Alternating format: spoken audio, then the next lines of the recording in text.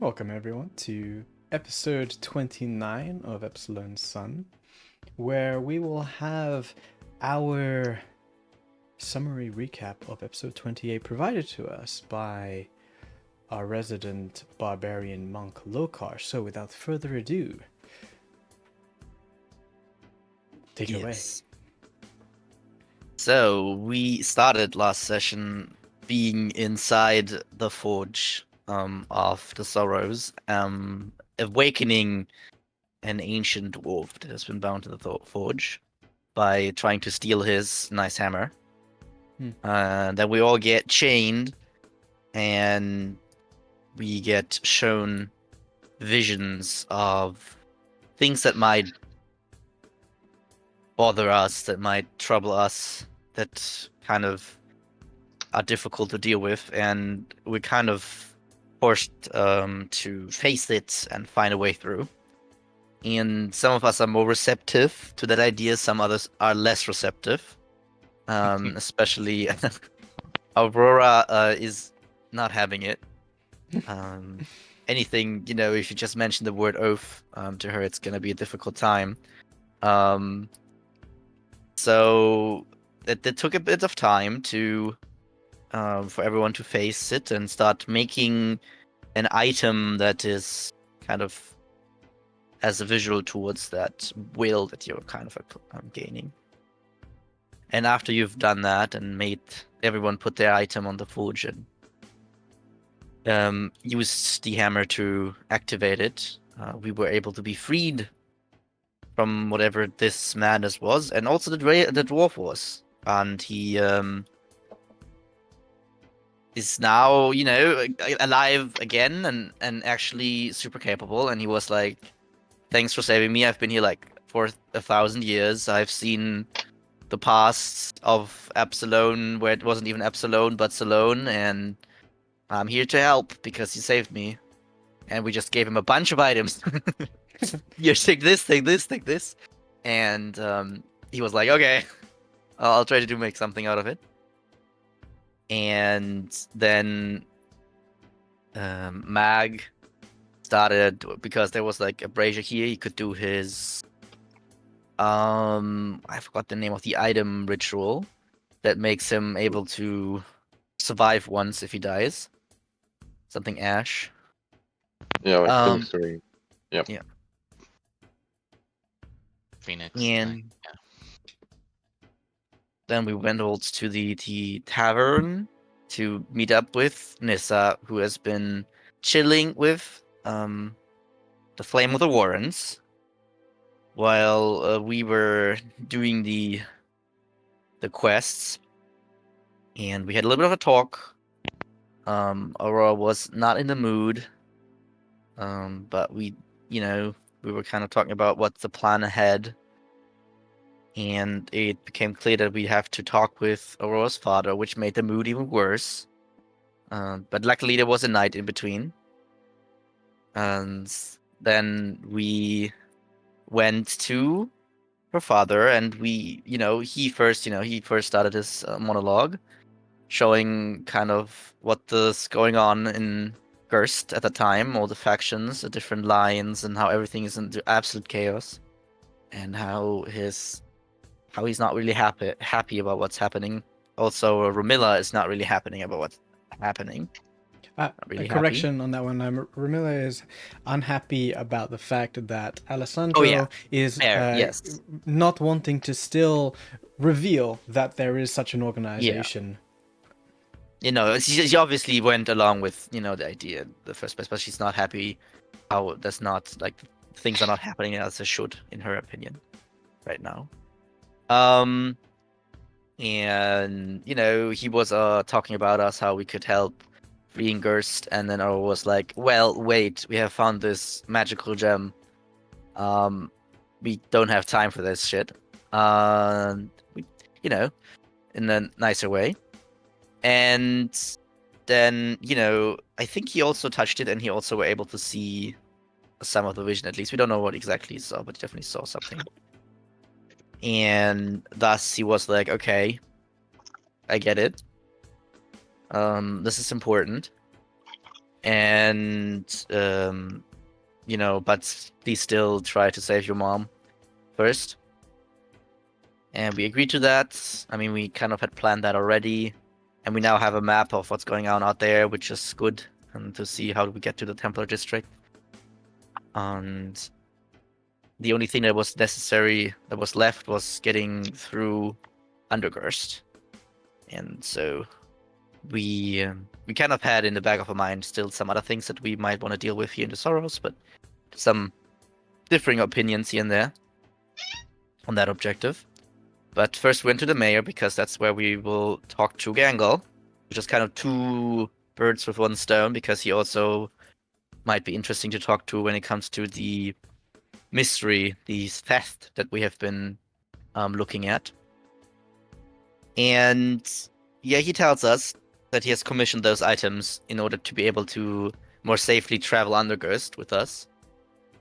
And we had to tell him that these are unfortunately not available for us anymore. But he also showed us a map on where we could potentially go, because there's a bunch of exits that are getting closer or further away from the Temple District. And we decided on trying to travel Undergurst towards getting as close to Temple District through Undergurst as possible, unless Undergurst shows to be a real challenge. Because apparently there have been things waking up in Undergurst that have been troubled. We were speculating it might have to do with the Eldritch being that has been sent down here from the arena, but it could be something else, or more, or both. And so we are kind of unsure. So we have kind of a backup plan if things get really bad in Undergurst. We dip out early. And yeah, I think we just kind of we talked about them and about the stolen items. We talked about how we might want to get them back, and he said if it's like a thought out robbery, then it probably could do with the broken blades, and we could try to get the items back by dealing with them. That's kind of where we left off, unless Indeed. I forgot anything. You did go back to Dane, the blacksmith, to check on your items. Yeah, and true. he gave you a time of a couple of hours. Yeah. You discussed with Gangle that he needs a couple of hours to get his effects together in preparation. And that's when the conversation happened, saying well, if you could find these potions that I had requisitioned that was stolen, that could make things a bit easier. At least it allow you to bypass a couple of problems if you encounter them in Undergurst as you leave. So that came up with a plan of action to deal with perhaps these broken blades and collect those potions, whilst you allowed Dane and Garangal to do their thing.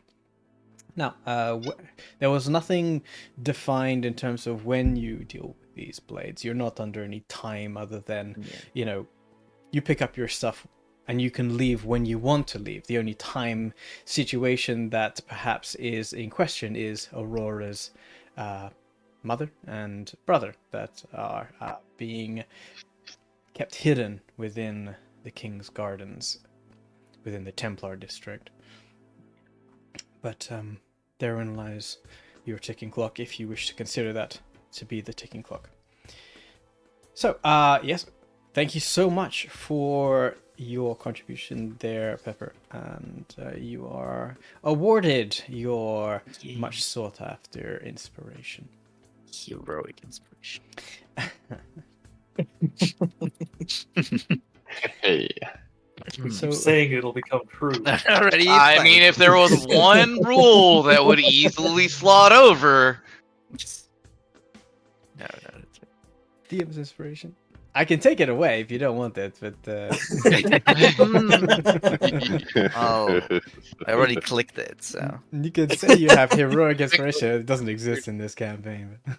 But But I clicked it. Right. Okay. So, one additional point here is to remind you that a couple of sessions ago, Magrim went to Dew's End to speak to the owner, Lorna, regarding a couple of a break-in, or some thievery happening. Who then came back with a couple of pieces of evidence. But you guys weren't really entertaining Magrim at that point in time. You had other things on your mind, namely a rewriting of your own personal understanding of history when it came to Kalis and the war. And you had a big argument. So it was kind of like pushed into the background, but I'm just going to push that into the spotlight once more, because Magrim did do some groundwork. So you're not starting from scratch. And we will pick up today's episode as you were all standing in the mayor's house looking at the map that Gangle had skillfully drawn for you.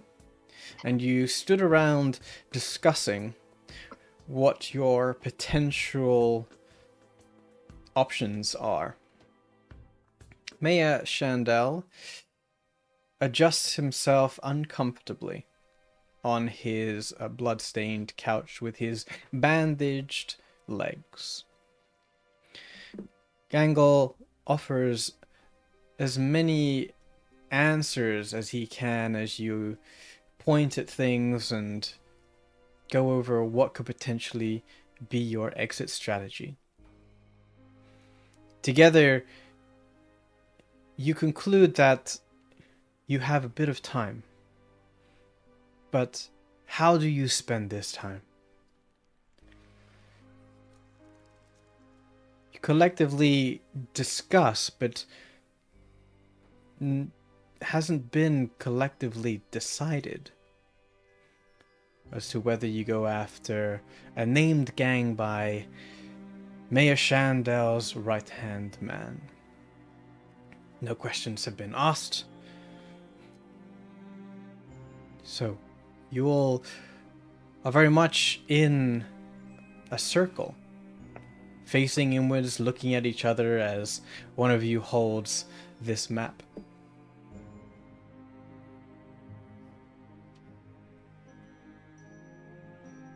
So, with a plan on the horizon, but decisions still needing to be made, what does this day hold for you? With the new information that you have learned yesterday, and the understanding of what's going on the surface this morning, it's time for you guys to decide exactly what you want to do. So, what would you like to do?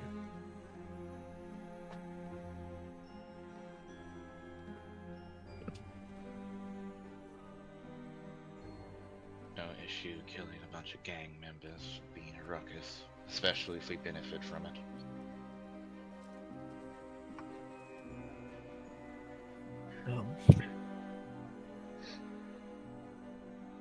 We should make sure to not outdo ourselves.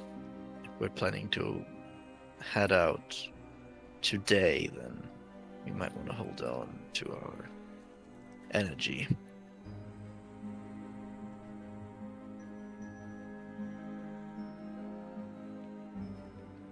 Good idea.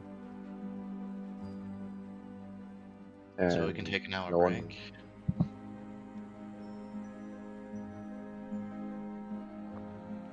No one I wants mean- to do anything else. I mean, if we could just take the place of the potion lady, see if we can find bandits. But I understand the haste and the want to leave, of course.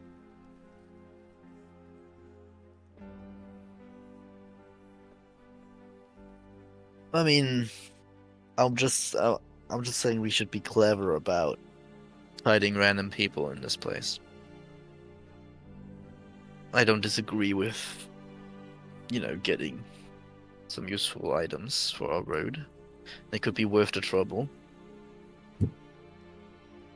I just feel like we might have a way of like doing it in an easy way, with not much resistance. Yeah, it won't be of much use to us to get all that stuff if then we're exhausted for the rest of the trip anyways. Yeah. I'm just saying, they're just some Be smart gang. about it. Maybe we can intimidate them or just steal stuff back, or I don't know, make a distraction, or there's many ways you can go about it. Kill the leader and leave the rest of them to arrive. That For worked last example. time. That does work. Just need to hope that they're on their own. So yeah, staking it out is probably most reasonable thing to do. Yeah, We do need have to a get couple some of more, hours. get some more information. Exactly.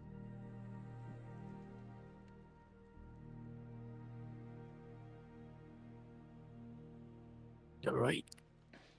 And- You can. I guess did we ask DM? Did we ask where exactly the broken blades are stationed, or is that not? Do they even have a station? That conversation hasn't even happened yet. The only thing that Okay. you said is that you mentioned that you checked out Dew's End and that Magrum discovered that there was a theft. And all that has been said is by Gangle, who said that if there's been a theft, like maybe it's this gang called the Broken Blades. That was it. There has been no further discussion. All right. Oh, okay, gotcha. Then, Well- Oh, good. yeah, can it be possible for Magrum to take Gango aside for a second and let him know that, hey, the thing that was stolen was the invisibility potion that you commissioned?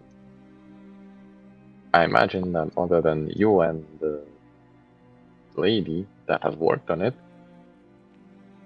no one has known of this, right? Or have there been spies in your midst?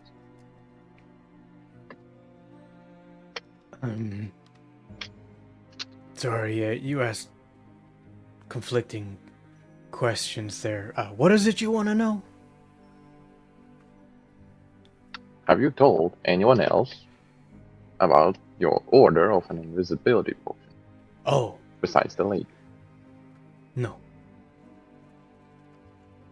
But Okay. that doesn't mean someone else wasn't in the store at the time. I didn't really pay attention about whether that would be the case. I can't imagine that someone would want to just go through the effort of breaking into a place purely for just my order. Sure, it's invisibility. But, You'd be surprised at how much people are willing to do out of spite. Anyway, would you happen to know general whereabouts of this gang? that I can't help you with. Otherwise, we would have stormed their place by now. They, have been known to make appearances within the Sorrows from time to time, but it's never been like a regular thing that we could just hunt them all down. Plus, their leader is really the one we're after. You think the leader is here somewhere within these broken houses? Probably not. We've been door to door for the places that have been inhabited to check. We've done our part, at least as much as we can do. But, Krell seems to always elude us. Carell. There's a bunch of them as far as we know, but, we can't know for sure their exact number. Now, if you could try and find them. To like track down everything, obviously that's what you're going for, so I would suggest that the best thing to do is to inquire, because if I show my face with any of the guards, they're just gonna like, maybe they're sympathizers with the Blades, and they just don't want to tell us everything. Maybe they are with the Blades and we just can't know for sure. So someone who isn't really a part of, our force, so to speak, doing some inquiries, that might be your best way forward. Waiting around to see if they'll just show up, it's never done us any good. And the inquiry should be about theft, right? I mean, I'm pretty sure that people know who the Blades are in the Sorrows. They show up from time to time, and they are somewhat, skilled. Otherwise, people would just like stand up to them. But people here aren't exactly well equipped with equipment, weapons, and not that anyone has very much, anyway. Makes sense. Okay. But Thank you. perhaps maybe your best bet is to ask in the hollow tankard. Everyone needs a drink now and again. We'll do that, Chief. Thanks. An invisible mage hand pats him on the back as Magrum leaves. As you leave, he like looks around to see like what's going on, and he make a perception check as you leave. Sure. Perception. Been a while since I've had to play cop. It'd be nice to put it back on.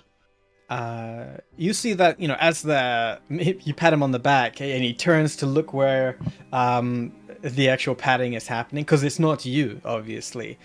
He looks around his shoulder, and you can see on his expression that he's startled. Not so much so that it's like a joke, but more like he is startled for someone to stand there behind him. And as you're off to the side, at the bottom of the stairs, you walk away and you notice out of the corner of your eye that his gaze looks up the stairs. And seeing no one there, he like does a spin around again just to double check, and then goes back over to Mayor Shandel's side, waiting for any other questions. You guys cannot hear or see this, but Magrum is cackling on the inside. He will relay what he knows to you. Oh, great. Right. So, with Magrum's investigation skills and Aurora's policing skills, this should be no problem. Yeah. Go and have fun. He kind of like opens the door of the mayor's house. Unless you guys have any other questions. I'll take that as a no. No, I'm good.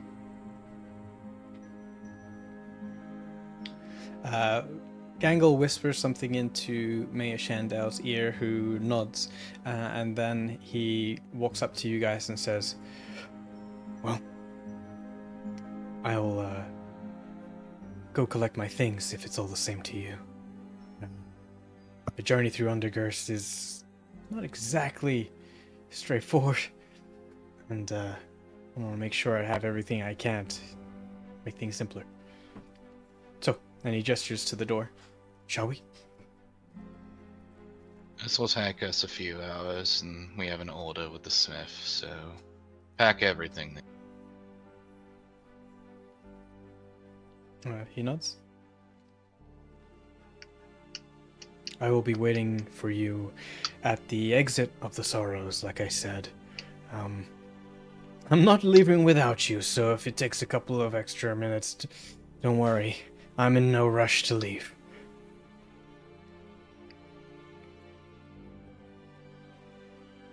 All right.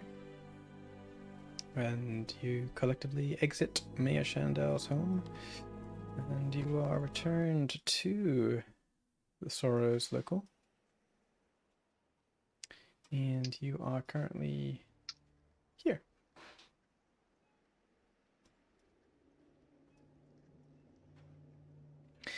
Gangle immediately closes the door behind you as he leaves last. And just as he's about to set foot out of the door and close it, you hear a muffled voice in the back, and Gangle looks back through the door that he's held ajar, and you hear the last word that he says to the inside is, "I will." And he closes the door. Gangle then looks to you all and says,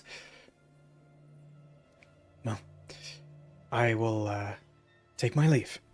And he begins to head off down the stairway down the side of the cliff.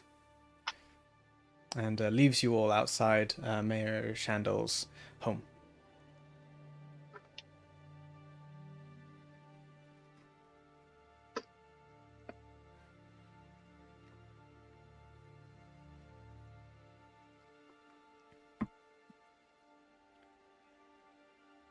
You stand there on the Alright. edge.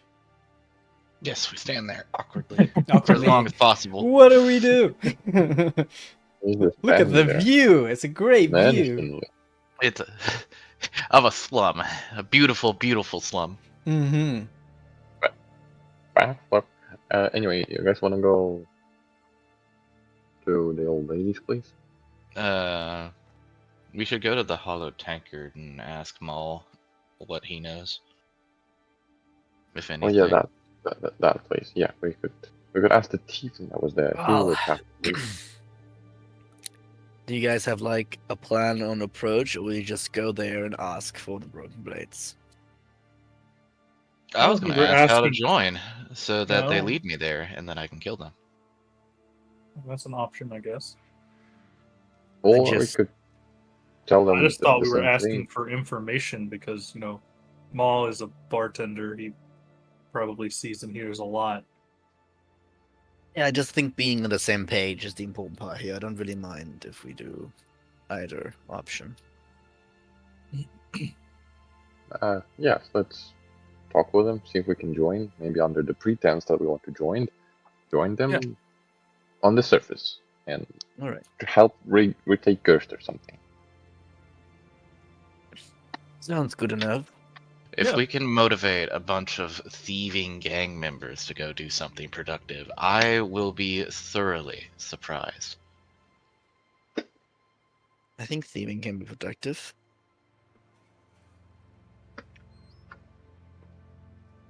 It's a lot of I hope. think the word People think. I think the word that you're looking for is acquisition. Let's get Hmm. going.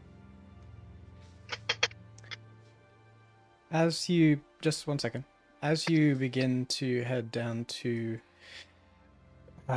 the stairwell there, out from the side of the alleyway of Mayor Shandell's home, a male dwarven figure steps out and says to you, "Begging your pardon. Would you mind if I troubled you for just a moment of your time?" I would, yeah. Speak quickly, dwarf. It's just a question. Magrum Go ahead. will whisper to Carrick to scan the area for people that could surround us. I'll take a look around. Okay, roll perception. If this is an ambush, Magrum wants to be ready for this. You can see that the dwarf is wearing somewhat quite dirty commoner clothing. He doesn't have a weapon on him. His demeanor seems to be fairly sorrowful, for lack of a better term, in the sorrows. He looks hopeful at you as he asks for a moment of your time. He says, "It is merely just a question. I noticed that you've come and gone into Mayor Shandel's home a few times, and is he recruiting guards again? Is he paying for guards again? I really want my job back, you see. And if he's recruiting guards, I just want to know what kind of situation I'm getting myself into if I try and push my luck there." The mayor wants brave and reliable people for when times are difficult. If you have lost your job, it was probably disciplinary, was it not? Well, no, I was Mayor Shandel stopped paying us, so we stopped being guards. But I'm kind of struggling here to find anything else down here, and up on the surface, it's mighty hard for folks such as myself. So I was just hoping that maybe he'd reconsidered, and he is now hiring guards back. I mean, if you want to, you can take care of some of the problems here, and he will probably pay you. So he didn't really hire you? No. It was Only more like played free by lance. commission. It's more like temp work. Something like that. You could swing by the forge with able-bodied hands, such as yours. I imagine they'll need them. And I think there's like a poisoned well if you want to deal with that, or like a missing child or something like that. Have fun. On off our side quests on a random NPC. Genius. Thank you. I don't The really have the man- skills.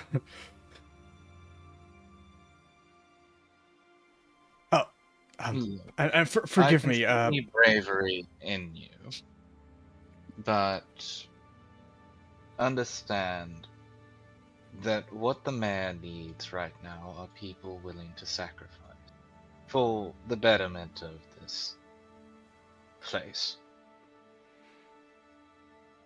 If you tell him what you're willing to do, I am sure that he is a good enough man to take care of you. Oh, sorry. I don't mean to laugh in your face, miss. You see, I was a guard. I'm pretty sure Mayor Shandel knows exactly what I can do. I used to be a pretty good one, too. You're asking for my pity? No. I'm asking... I don't know what I'm asking. But if that asshole is paying money out when he could be paying it for the people that were protecting him, well, that's a different story. Sorry for taking up too much of your time. You should be. Rebellion will get you nowhere. All you have to do is look to the surface for that. How much is a week's worth of food here? No, I don't want your pity. I need a job. I'm giving you a job. He looks Now at you answer me. quizzically. But a few coppers would get you a steward to the Hollow Tankard. But I have a wife and child that I need to feed too. What 5 gold to do? He looks like shocked as you suggest 5 gold, but then he puts up his hand and says, I don't need a stopgap. I need a solution. I need to find out why we were fired. If he can't fire at higher respect, must be a reason for it if he's taking in people from the surface. You all seem to be doing well for yourselves, and I congratulate you for that. But that doesn't help me. There are some children among the refugees that the guards rescued from the incident downstairs. They need a babysitter, someone to take care of them for a few days. Potentially even take them to the surface long term. 5 gold should be enough for you, your family, and them for food, should it not? He stiffens, even though he's far shorter than you, and says, I'm not a babysitter. I'm not someone You who's are gonna... a guardsman. This place is a terrible place, isn't it? Are children protected here? As much as they can be, but I take your point. Then shut up and do as you're told. And I will Roll hand him 5 gold. Roll Or persuasion with I roll. disadvantage. Okay, so it's a straight roll for me. Which one was first? 6. He steps away from you and says, I was only troubling you for a moment. I have other things I need to take care of. If you've got children to take care of, you take care of them yourself. I've got Great, bigger thanks. things. But if you see anyone else who used to be a guard here, maybe ask them a few questions about why they're unemployed when there seems to be gold coming out of the mayor's house. And he turns his back on you very bluntly and walks down here and around the corner and disappears. If the mayor is wealthy, I'm the king of this country. You really need to cut your conversation short, Aurora. Mm, This can't is deny a useless. man that's not trying to do his duty. Even a dwarf. I think I can. But it isn't right, Lokar, and you know that. I don't think something like right and wrong really exists. It's just all in my head.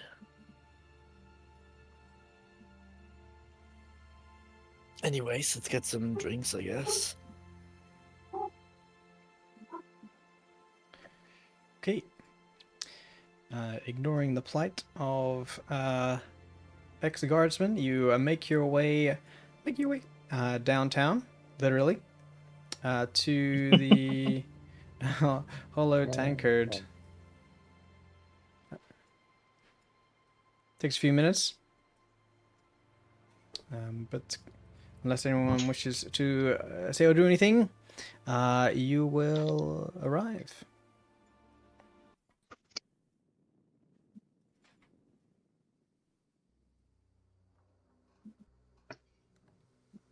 It is still early in the morning, as far as your body clocks can tell. The Hollow Tankard is always open, with no door to really close. And the only people that are available are Mavros, the Moor, and the classic drunkard who is sleeping on the countertop.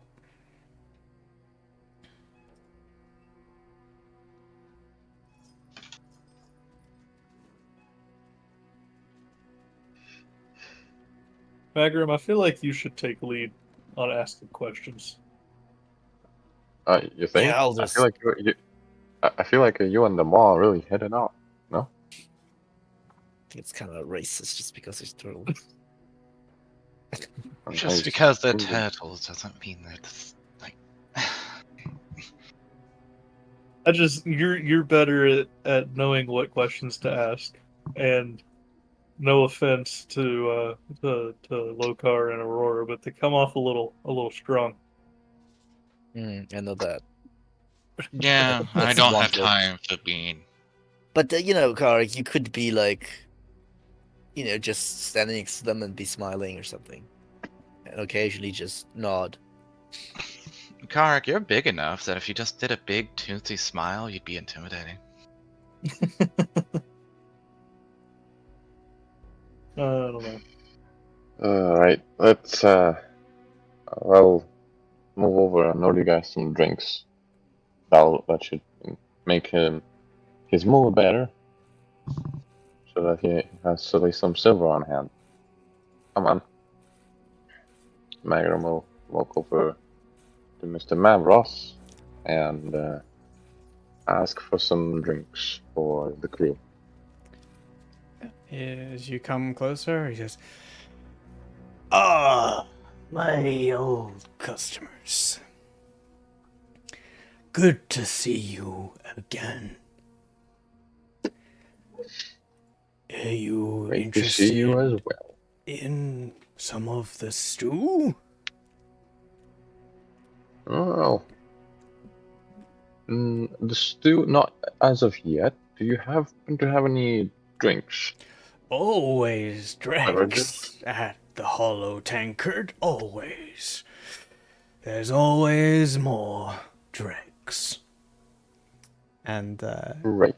he goes to the back here and like gets like 5 wooden tankards, and you hear a sploosh underneath the counter as he dips the tankards into a barrel of what you have known to be dregs, and he puts them on 5 cups on the table in front of you and says, "A copper apiece."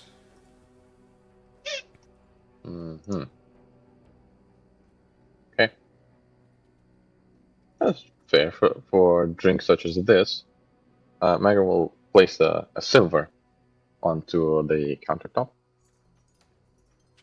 And he says, before you start getting change, I'd like for you to keep this as a personal thanks for helping us out when we just arrived. As he's talking, each mug floats by itself towards the table where the party is located. Mm-hmm.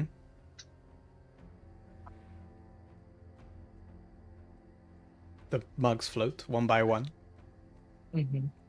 There's thank you, stranger, but it's no bothers what I do. People come and they want to tell a story, or get something off their chest, or simply drink their worries away. Stories. Now that I would be interested in. Say, that scar with the iron that you have patched over there, has that, where did you get that? Battle? Were you defending someone? Patch? Yes, I just put the image Yes. up. What patch are we looking at? Yeah, I remember when you were describing the turtle, you mentioned how there was a big, like, not like gash, but like a tear in his carapace, and that there has been a metallic stitch. Right. Basically. Right. Yep. He gestures. Oh, you mean this? Oh, well, that was a long time ago. I'm not exactly willing to really discuss it, but there was a mine a long time ago. I used to work in it until a cave-in. And you can see he does the 1,000-yard stare as he mentions the word cave-in. It's like, some nights I can still hear the rocks fall. Let's see. Well, you're safe now. I have checked this cave multiple times. It's structurally sound. 5 years ago. Anyway, he looks. I appreciate that. Mr. Ma, this lovely establishment and lovely stories. However, do you happen to know if there are, folks that tell stories of, of procuring goods and services away from the ears and eyes of the mayor? I am looking for some components, you see, and I feel like, there could be people in this town that could really help me. Components to a story. Well, if you want anyone to talk to about stories, he gestured. He's cleaning another flagon with like a dirty rag, and he gestures with the mug to the sleeping drunkard at the end of the bar. Says, "Freda will tell you all about any story. He's got dozens of them. I hear a new one every night." This is not what I mean. What I mean is a group of individuals that can really help me with things. I heard that there's a group of people that operates. They can get things for you. As a singular silver piece slides out of the cloak of Magrims and flies across the table towards Mr. Maw. I heard that you could maybe share if such people visit your establishment. Moore puts the flagon, the wooden flagon that he's cleaning, on top of the silver piece, and slides the coin back over the table, and then takes the cup off, leaving the silver piece in front of you, and says, "I'm sure I don't know exactly what you're talking about, but I will tell you as much as I can if you just ask me questions.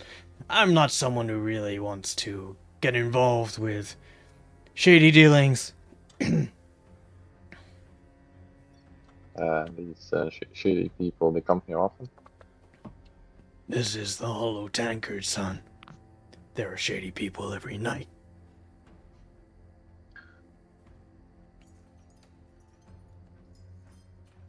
Magrim will kind of lean in and mention the name of the group to the Maw.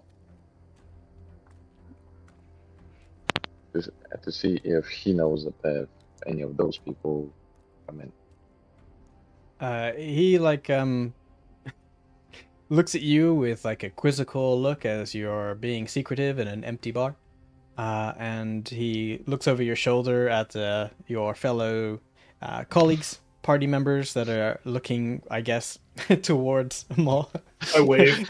See Aurora is like watching this all unfold with a mixture of flabbergasted and like, oh come on, the bar is empty.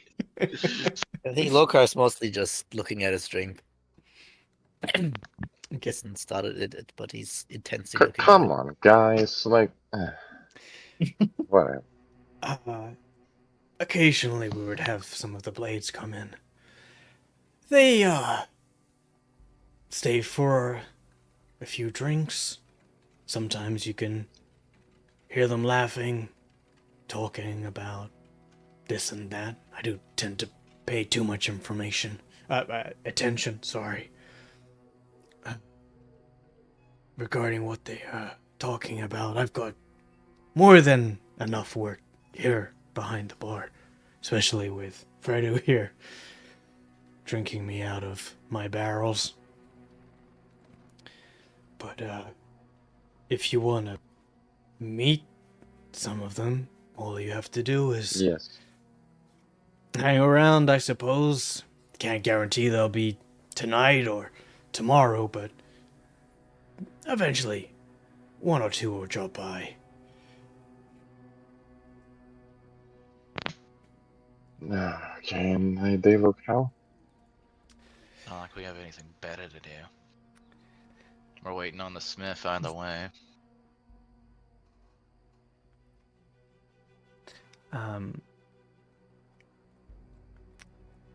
Fredu like stirs at the end of the bar, as like he half slips off, and the half empty cup, or the more or less empty cup that he's been holding, slips off the bar too and clatters on the floor, and he grunts awake and says, "Broken blade, eh?"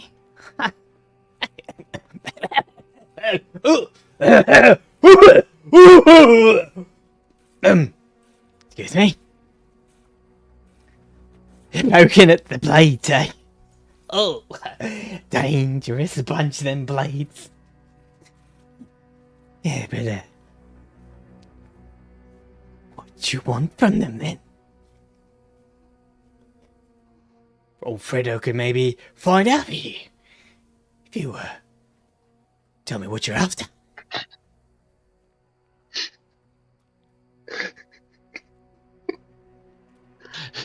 See Aurora give. It's like twitching. Oh my god! I just watched that playback on stream, dude. Oh my god. Okay. Magrum will ask. We're looking to see if we can talk with them. We can get in contact, maybe join them. You wanna join the Blades? Oh, that's a funny one. Joining the Blades, just simple as that. Woohoo! More, you hear that? These guys just want to run up to the Blades and say, "I want to join." No one joins the Blades like that. No. Never gonna happen. And the Moor's like, "Calm down, Fredo. Here." And he like slides over another cup of dregs, and Fredo grabs it and like sips it quite sloppily. I'm gonna look at Aurora and say, "Okay, now go play bad cop." The twitching finally becomes action. I think I'll walk up to him as he is sipping his drink and put a hand on the bar, and in the most like cruel and unusual smile, be like, "And just what happens to those who try and don't get through? Because you see, if it's a matter of violence, I'm quite the master of it." Oh! That he's like looking at more and gestures to you, Aurora, with his head. This one's all about violence. Like old Fredo hasn't seen violence in its time. You think that you're some big fierce girl? Look at you. You can barely walk with all that armor on. You know, I really don't take well to insults, so I'm going to give you the opportunity to improve your speech to me. One opportunity. Yeah, he looks at you with a questionable eyebrow. Given Fredo's current situation, you can roll intimidation, but it will have to be. You can either do it at disadvantage, or the DC will be higher. Your choice. I'll do it DC higher. Okay. Roll intimidation. I can add a d6 to it. An 18. Your superiority die coming in clutch. Nice. He like leans back on his stool against the bar and crosses his arm, and he's got one holding the tankard, and he sips it like you're sipping tea. He like. What did she say? Not someone I expected to be all about the murdering and the violence, but I'm kind of used to it, you see. Seen it all, old Fredo has. Knows more than you probably think he does. And, well, I've crossed a few people in my time too. So, how about we start over? I'm Fredu. I basically live here. And you Aurora, are? House of the Torin. Aurora. Lovely name, I guess. So, you're all interested in the blades, and you think you want to join them, is that right? And he like stifles a laugh before looking at your eyes again, and like covers his laughter with sipping a big gulp of drag.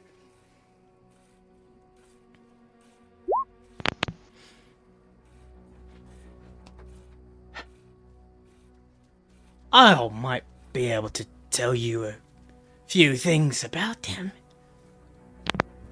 For, you know,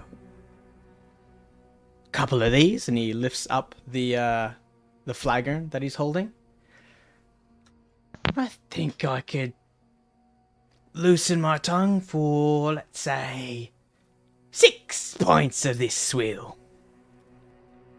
I'll tell you everything, and my tale.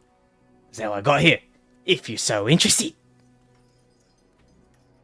A bargain. Waste my time on this, drunkard, and those pints will be broken over your head. And I will toss Maul whatever the equivalent of 6 pints of coin is. 6 copper. Is you're like throwing 5 gold to a random person on the street. Yeah. yeah. That's right.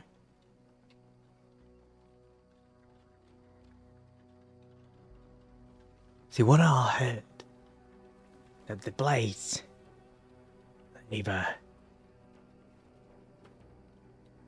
set themselves out of town. See, it's a story and a half. Now, I don't know exactly how much of it is true. What old Fredo hears in the bar comes and goes, so it's pushed together with a rumor, conjecture, and fact. So make of it what you will. But old Fredo, he's got his ear to the ground. People think I'm a drunkard all the time, and never listening. I'm always listening. Always listening. Here in the hollow tankard, people's tongues are loose. Every now and again, you hear more. You see, what people won't tell you about the blades is that their leader, their leader, he comes from a place. How can I put this? At a loftier position than people expect. You see, the Broken Blades aren't just like a ragtag group of gangs that just sort of want to steal everything. No. And he looks around to see if there's anyone there and takes a big swig of his mug. He says, see, the Blades, they're led by Shandel's son. Think about that. It's his own son. Now, still listening? Still interested in old Fredo? This worth your time? You are to continue speaking. You have not told me everything you know. All right. Have a seat. Here, take a load up. So, No. all right, have it your way. Freddy takes another swig from his mug. Look, story goes like this. Apparently, Krell had some sort of issue. Now, his mum, she's like the inheritor of the founders, the founding family of here in the Sorrows. And Shandel, right? Shandel, he married into it, but he's not his mum's first hubby, you get me? Stepdad.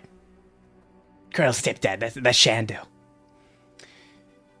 And, something happened. Don't know exactly the full story about why, but, Krell wasn't too happy with what's going down in the mayor's house, and he left. And he, took his friends.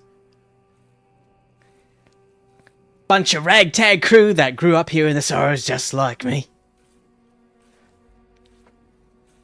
But, they got their old chip on their old shoulder, you see.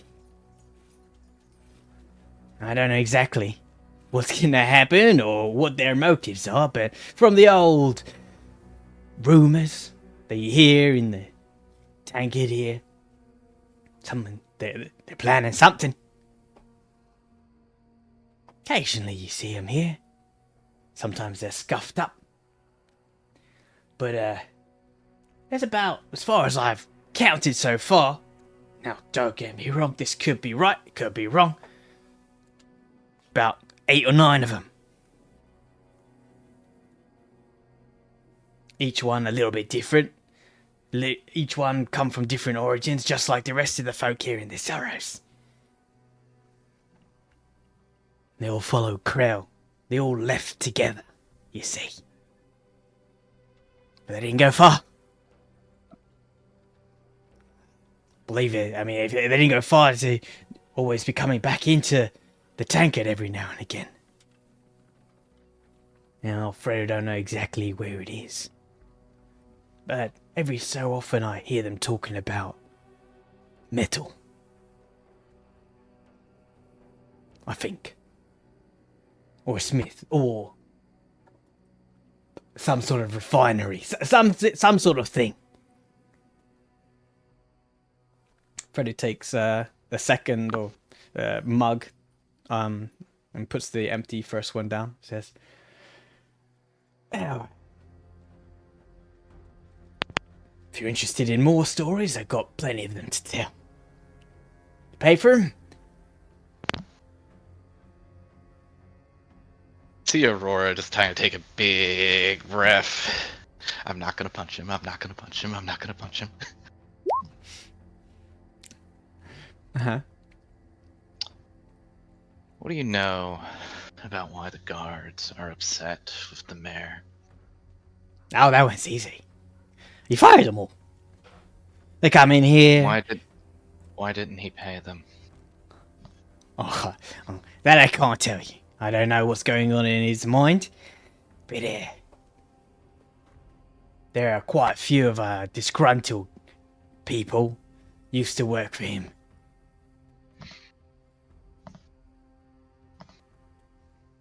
Takes Sorry. very loyal men to work without pay. Oh, I mean, when the folk who he let go realized that he wasn't paying them anymore, well, I mean, what would you do? You just, go find other work, right? You don't get paid, don't provide service.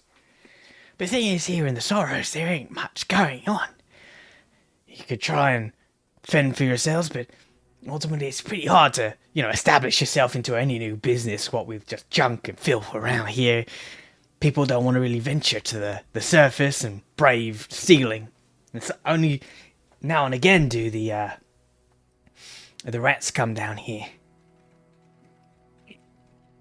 And, Well, in that case, seems like all of those guards went to work for the Blades then.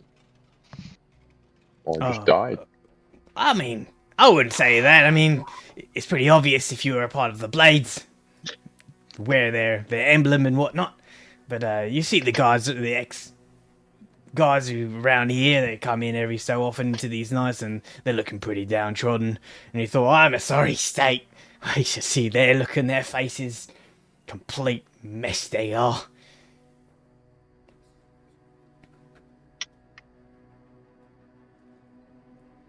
Thank you, drunkard.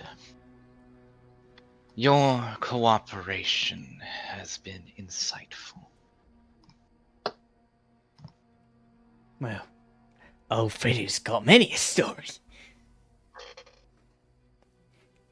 And he like leans in closer, and his breath is like warm with a stale ale, and locks eyes to you with like an intensity, and you can like smell the ale on his breath. It's just like, you know what it's like to feel eyes on you, even when no one's around. To feel like the shadows are watching, waiting, biding their time. That's what it feels like for me. Every day. Every night. Called paranoia. It's a disease. Perhaps. And he like takes several large glugs of his beer and belches rather unsanctimoniously. Maybe. Hey, Darren? Could Magram attempt to see if this man also suffers from similar corruption that is affecting his party? Sure. How are you going to do that? Just looking at him? Well, knowing what kind of symptoms the group had, they were mental and behavioral, sometimes physical. So he is looking for symptoms that would be on him that he is exhibiting. Okay. Let's make an insight then. Okay. It would be with advantage because you're looking at you're looking at it with something in mind. Like so you're focusing your insight check on something very, very particular to give you advantage, but you're not looking for anything else. Yeah. So it's with advantage. Yeah. Classic advantage. Awesome. I'll just roll it again. Yeah. 23.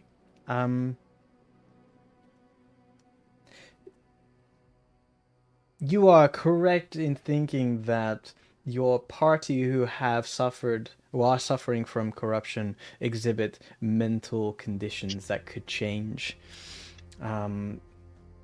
As to whether the mental condition of a drunkard and the first time you've ever met him, is this actually corruption or is this who he is? You have nothing really to base it against. Your 23 reveals to you that he is very eccentric at this point in time. And he, as he's inferring these people watching him, this paranoia that Aurora says, you can certainly track that against anything else that your party has suffered from. And I don't believe anyone has had paranoia yet. Yeah. Keyword.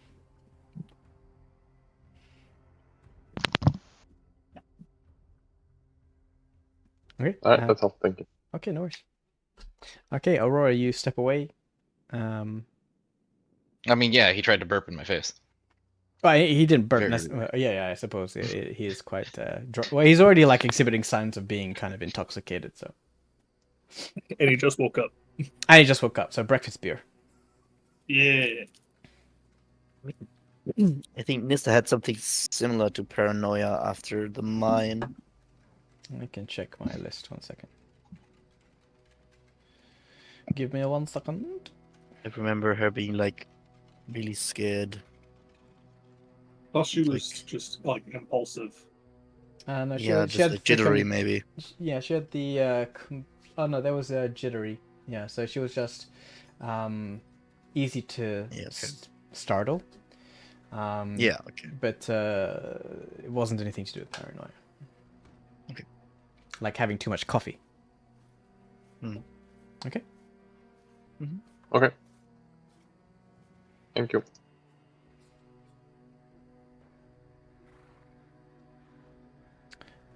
Freddy turns back to the bar and looks at the cups, the mugs that are on the bar, and he starts to dig in, drinking loudly, and sits back after a big drink like,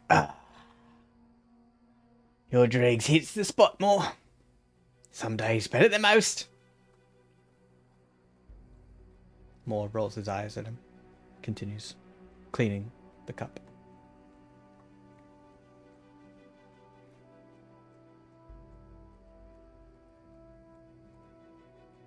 Well, now what?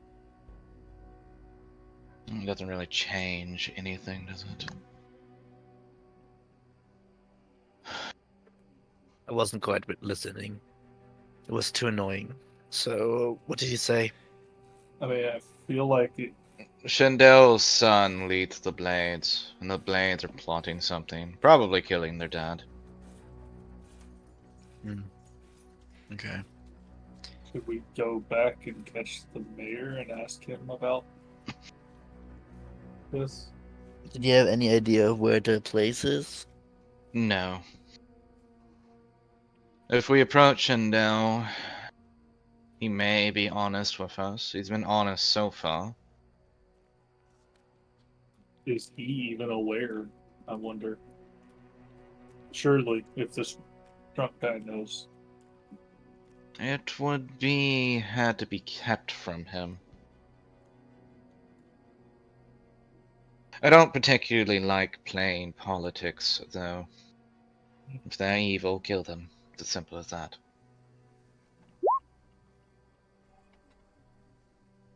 Oh, that is true. There was the smith. A refinery. The only smith worth shit is Balrog and the dwarf.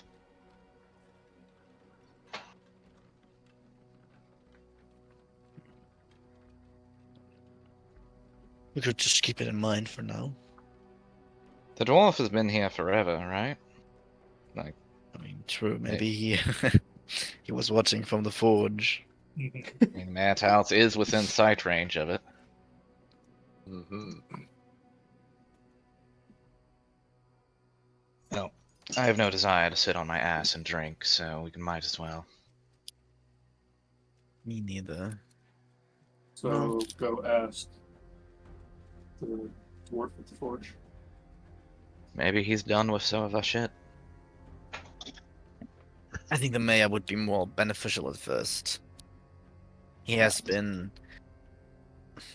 not open on the topic, considering we were talking I about feel it out like- loud. Yeah, if he knew and wanted us to know, he would have said. So I feel like there's either some motive there, he's keeping it from us, or he is clueless. That's why I would Pride like. is very good at motivating you to do things you don't want to. Well, I mean, he has removed the guards. Maybe he is wanting. It's a good point. I'm just saying we should face it head on.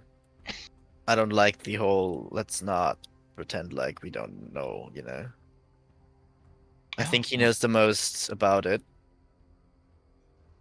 Probably the reason why he let go of the guards.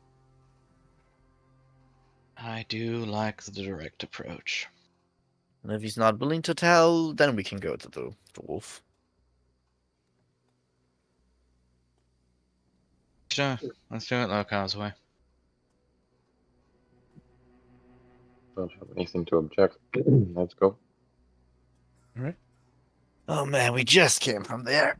And Back he up the stretches steps. and stands up. The stairs. You wanted to get your steps in today, right? Work out those calves. Yes, I guess. Never skip leg day. So we're leaving? Yep, back Yeah. to the mayor's house. Okay. Yeah. No. We're not skipping the fact that there's like 200 stairs or so, and like it's about, I don't know, 1,000 steps or so to get there. No, just Batman transition. Oh yeah, but or like Transformers. No, right? no, no, no, no. I love Wednesday like they loves me. If my eyes Meanwhile- aren't burning, I'm not free.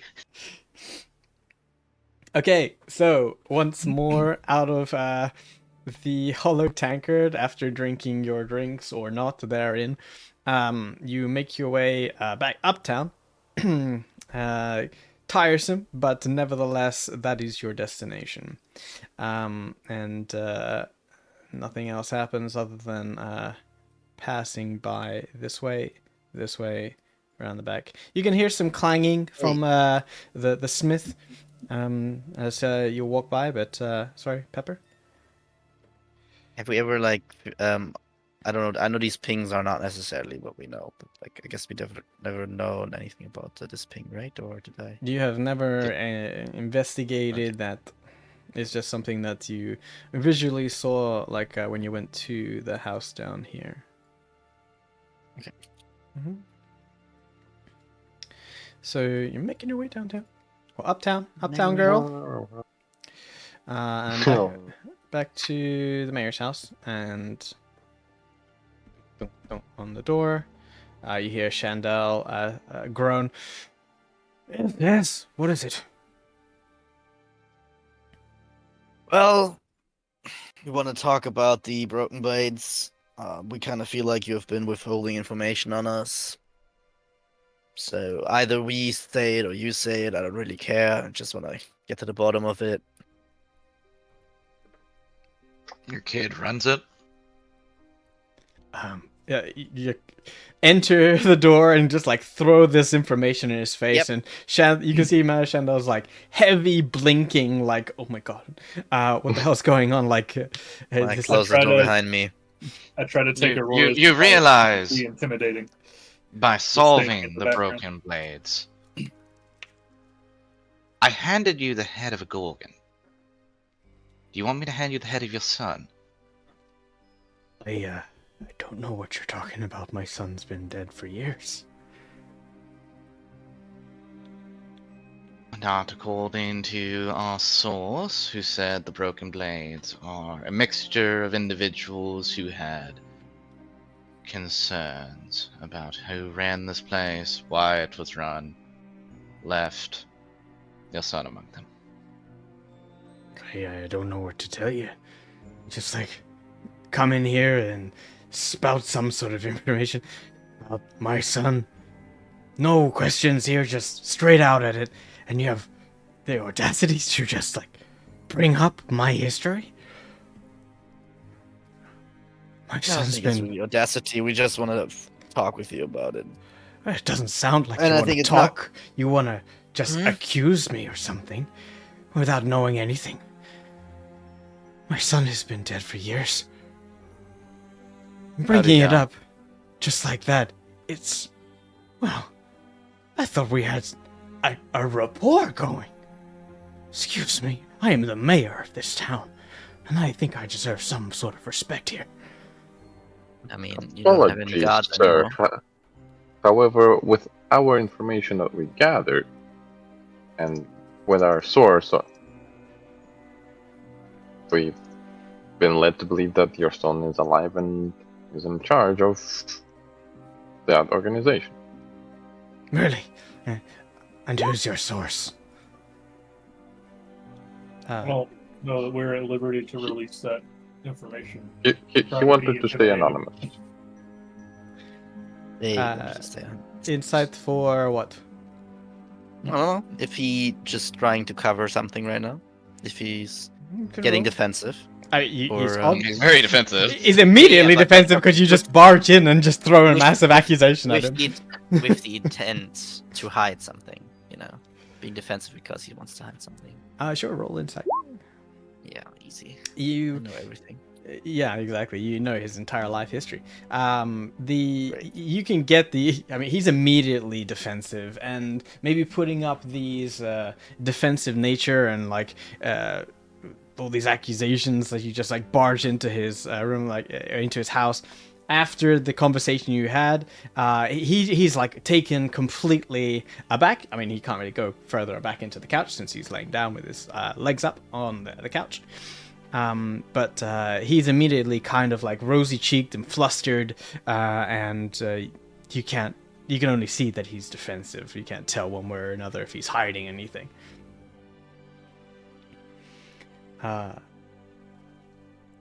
Look, I don't know who your source is then. Frankly, I don't care. I know what I know. And I am telling you that my son has been dead for years. So you don't know anything about the Broken Blades in regards of them being against what you're trying to do or not kind of for you as mayor. How about this? Maybe the Broken Blades are lying about their leader being your son. How did your son die? It's the Sorrows, lady. We were out trying to find resources in Undergurst. And you can see that he looks over to the side seems to be recalling information. That seems to be quite hurtful. Because he was only a teen. And he said that he was ready. He'd been training. That he was able to accompany me. I wasn't feeling well that day, you see. We had to go forage for some ingredients for our potion to be made for my wife, his mother. Was not very well. We knew of some herbs in a moist part of the caverns, not too far away.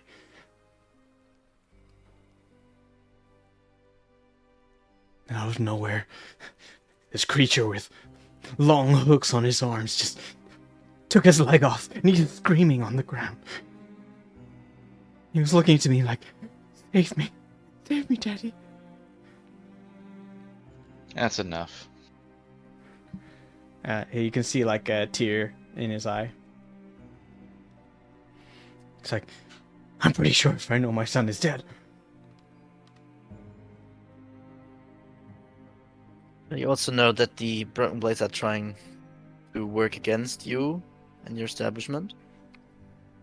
They're a bunch of roving gang members just trying to make an easy buck. Who isn't out to get me or anyone here in the Sorrows, especially with so few guards? And why? Then why did you cut the guards? Budget cuts. There's only so much gold to go around, you see. I need people that can actually do things, rather than just stand around. Still enough to pay us? True. But you see, Gangle is the one who vouched for you. He's the one who saw you fighting in the arena. I figured, well, if you know how to do something, if you want something done, even if it's a little bit pricier, get the best.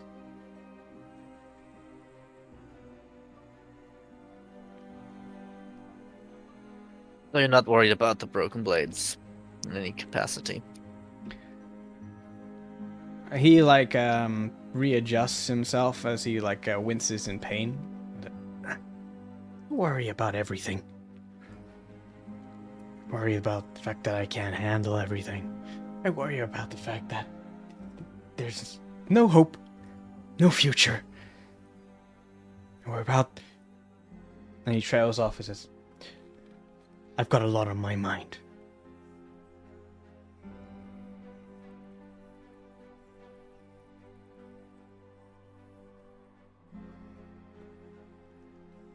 Oh. Thank you for confirming, Shando.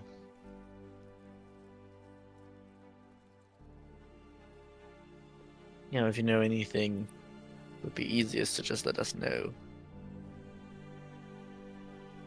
And we'll be dealing with them, probably. If I knew anything more,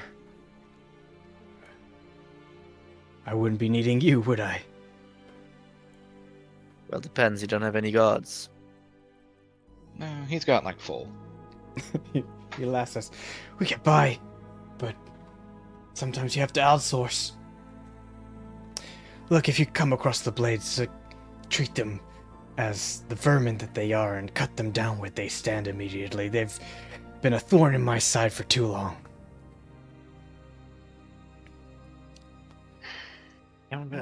Orders am I are allowed- orders. Extreme prejudice. Am I allowed to make an insight check, or does anyone else want to make another insight check? I'll Again, make an it was- insight choice. What are I you actually have a inciting? decent insight. Is that if there's any like I don't want to say regret, but like a resolution to overcome it. So if he's saying something because he has hardened himself against it. Specifically against what? Like, I need to know what you're inciting, like, on, like, the words he's saying, or... Yeah, his actual like speech pattern. Okay, Because on the... when you harden yourself like that, you do Mm-mm. like resolute your words. Oh, so you're inciting on saying with extreme prejudice, like, just cut them down? Yeah. Okay. Roll it. Nope. You Sag. look, you hear these words, and you've heard orders like this before. I mean, everyone's here. If anyone wants to roll insight on that, they can. But you've heard many a commander order in the Templars to say, cut them down. Like extreme prejudice, and you're like, sir, yes, sir. Wow, you guys. Sir, yes, sir. Sure. Hey, Go I ahead. thought it was a natural one. Let's Two ones, just actually. for the sake of the fact that everyone's rolled it, let's roll with Nissa. Okay. Also one. Yep. Yes. Nissa's not paying attention. Nissa's like her stomach's growling. It's like, are we gonna have breakfast? You should have Um, ate at the bar. I guess from Lukar, you're like, almost like you're similar to Aurora, right? You've heard many an order to say like, no questions asked, cut them down. And he has seen some aftermath of that. For sure, like you've seen what it takes when you just like take blind orders, and I guess for you, I mean specifically for you, regardless of necessarily of the insight, but the insight certainly helps. That there's been many a time where you've been given blind orders and you've had to deal with the consequences. And hearing Mayor Chandel tell you, give them no quarter, for you, like it scrapes something uncomfortable in the back of your brain. Something like maybe from a historical perspective, but something just really kind of bothers you there. You know exactly what that, if it's you or if it's what he said or what you've learned so far, like it all kind of smushes together, but you feel somewhat uncomfortable with that statement. And if that's all you want to tell us, then we'll be heading off. And we see each other in a few hours again. Thanks for Appreciate it. verifying the source. Apologies that it came off as an accusation. Not really. I think it makes it easier. People have a harder time lying if they're getting accused. Fair enough. Now you're starting to sound like a Templar. Glare. Wow. The biggest shit-eating grin. I imagine Lokar leaves at that point, and we go outside once more.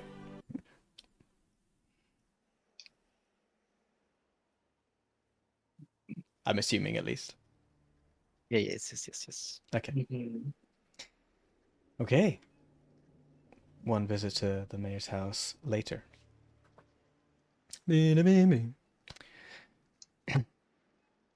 Well, we tried. So our drunken source of information was inaccurate. Damn. Well, One of the two have to be inaccurate. It gives us perspective. Or both. If we find a dwarf without a leg, well, then the drunken source was correct. If not, then yes, he was inaccurate. It's unlikely that both of them have lied, at least. At this point, we would probably raid the possessions of the mayor, but that's obviously not applicable here. Not sure you would have anything. No, but there would be correspondence to somewhere that is. Ledgers, details, things like that. I mean, we do have a plan B for now, which is talking to a 1,000-year-old dwarf. I do want to see the Maybe- Smith again. I hate the bastard. Maybe take a look Yeah. around nearby.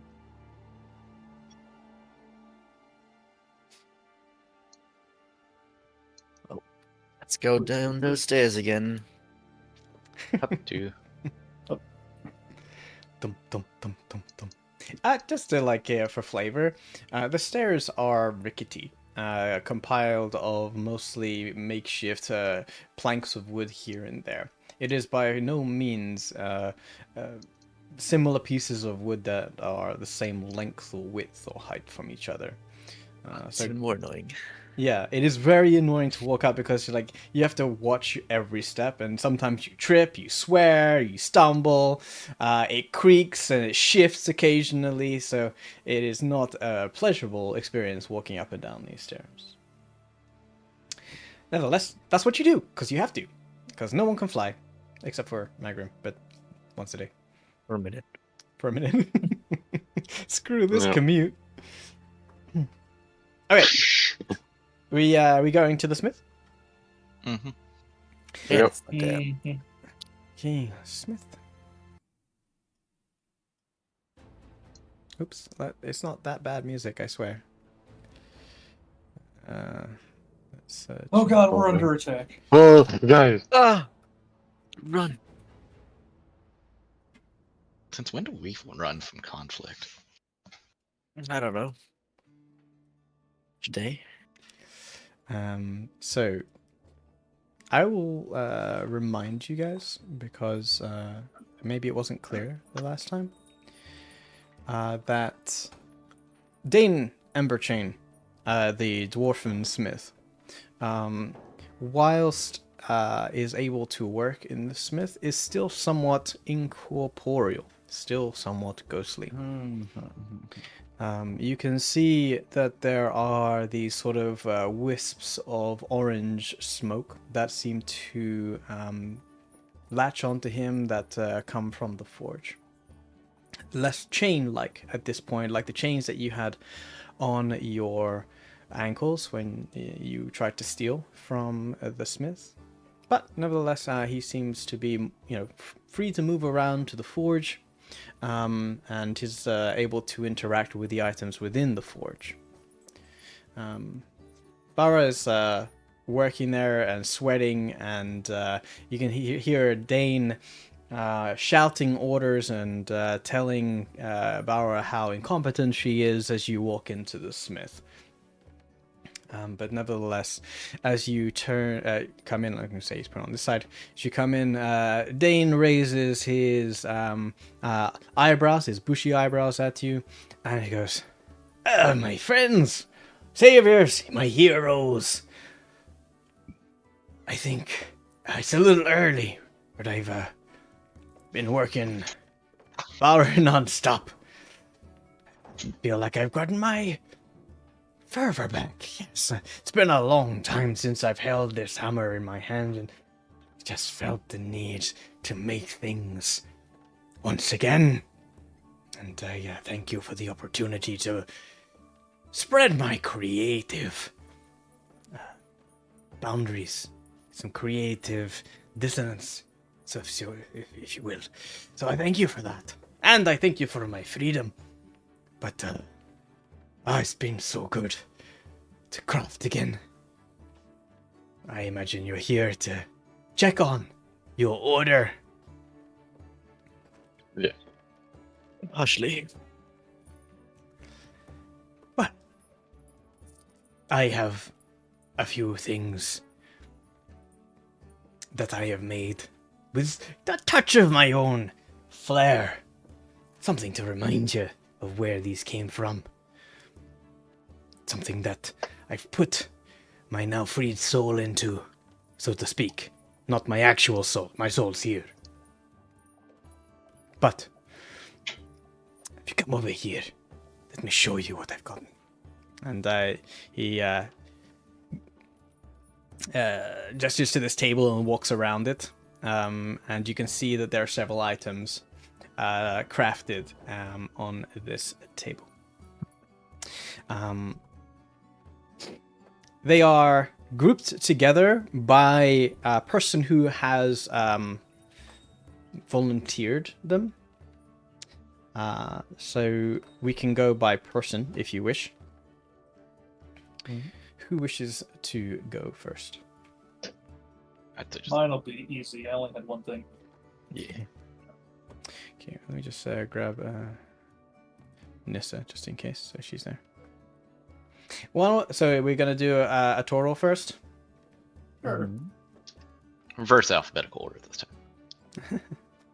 It's not though. At all. Yes. Well. He gestures to your hat. So Karik has been walking around with his turtle bald head since yesterday. Damn. It's a lot. No wonder paler it green than was- the rest it- of my skin. So No wonder it was always so sunny all around. what's that glint of that crystal like bouncing off a surface? Yeah, in the underground. Yeah. The glow of the Put some crystals oil on on the... Yeah, exactly. Okay. Dane gestures to your hat, which is made of this hardened desert stone, right?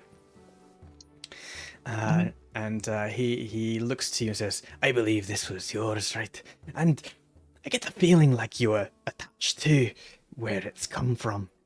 Something about it is historical. Like it felt old to me, so I didn't want to adjust it too much. But you can see here, I've added something a little more. You can see that the hat that you have now are seem to have folded metal on the stone hat. So the base of the hat is still stone. It's more like embellished, right? And he gestures. He picks it up to you and hands it to you, and you can see that the folding of the metal is holding this sort of enchantment into the what do you call, like the bowl of it, right? That where you put your head. Right. And on the brim, as he's handing it to you, you can see that he has imprinted, embossed into the metal rim. And he says, I took the liberty of naming it for you. And you can see that the word says Desert Rose. And you can find Desert Rose on D&D Beyond. I wanna see. Nice. Hell yeah. But you won't have it until a few hours. No, this one's finished. Oh, no, this one's ready. Nice. Mm-mm.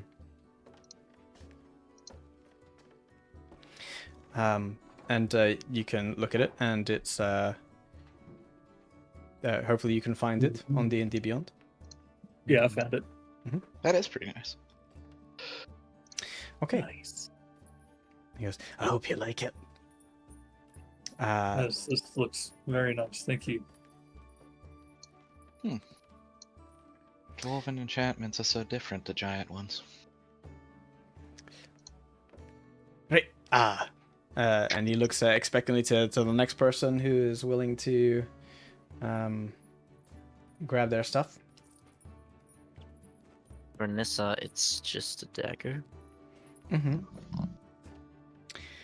I was a little liberal with this because it was kind of like, she wasn't there, but then we didn't like a roleplay that she went back, but nevertheless she did, so I didn't want it to be left out. And I took the liberty of saying that Nissa would have told Dane the name of the dagger, as well as like some of the features about what it can do, even though he can identify it himself. And he says, lassie, I know how attached you are to this, despite the fact that you can fling it around. Now, I've taken the liberty of adding a little bit of my own personal flair into it. I know you were calling it this Dagger of the Hunt, so now I've kind of renamed it a little bit for you. Now, I think this is more appropriate to call it the Hunter's Dagger of Fiery Step. And each time that you now throw it around, there's a little bit of a burst of my own soul fire from where you start and where you go. And you can find that under Hunter's Dagger of Fiery Step, which I will add to Nissa's sheet. Keep in mind that these are replacement items, right? These, Can't so have both. you can't have both, no. Trouble. You just made it a copy also. Yeah. Old item. Exactly. A 2d4 dagger is really nice. So I'll add that to her equipment, and I will remove the Dagger of the Hunt. Delete. So that was just one for Nissa and one for Karik. Cool. Next. I volunteer, Mag. Yeah, Magram, Gee, thanks. you weren't here. I think it was just the staff, right? You left this quarterstaff, indeed, and you can see that the quarterstaff is lying like on the tabletop. It's the longest item on the table, and you can see that it has got this now very neat top to it. So it's still the old quarterstaff, but it's like wrapped with this metal with like a really kind of fiery like swirl pattern in the metal top. And he goes, you laddie, when you did that thing you were doing with that ring, I was mighty impressed, and when I saw that you were capable of handling such of the fire that is in the forge, I thought I'd take the opportunity to throw a little bit more into this. Now, this particular stuff, I think, has a name. This is no longer just a staff for you. This here, and he like lifts up the staff with two hands. This I call Flicker. And the top, Flicker. The top of the staff is like this iron iron sphere. Sorry, at the top of it, that's got this fiery swirl pattern that flickers like if a candle has been trapped within the fire, within the sphere. And you can find Flicker on D&D Beyond. Okay. Magnum will thank the dwarf for such a fine weapon. Hey. Treat it kindly, and it will treat you kindly.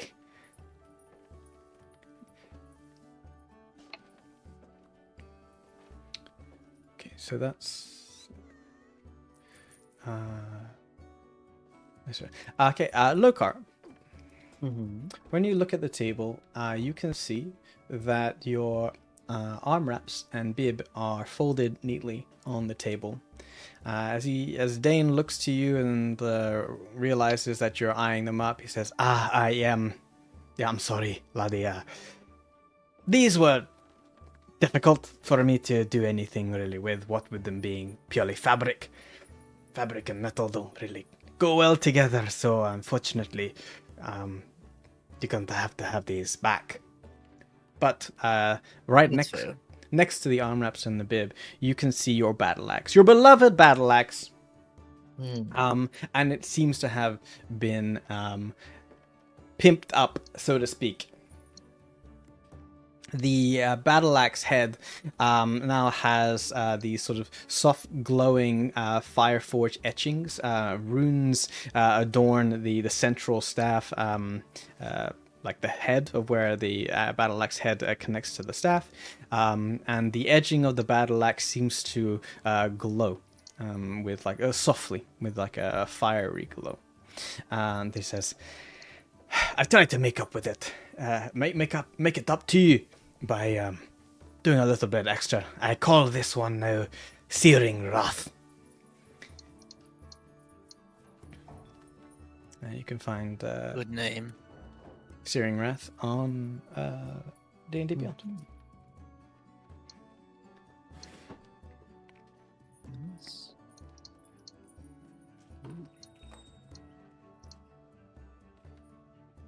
And Explosive runes.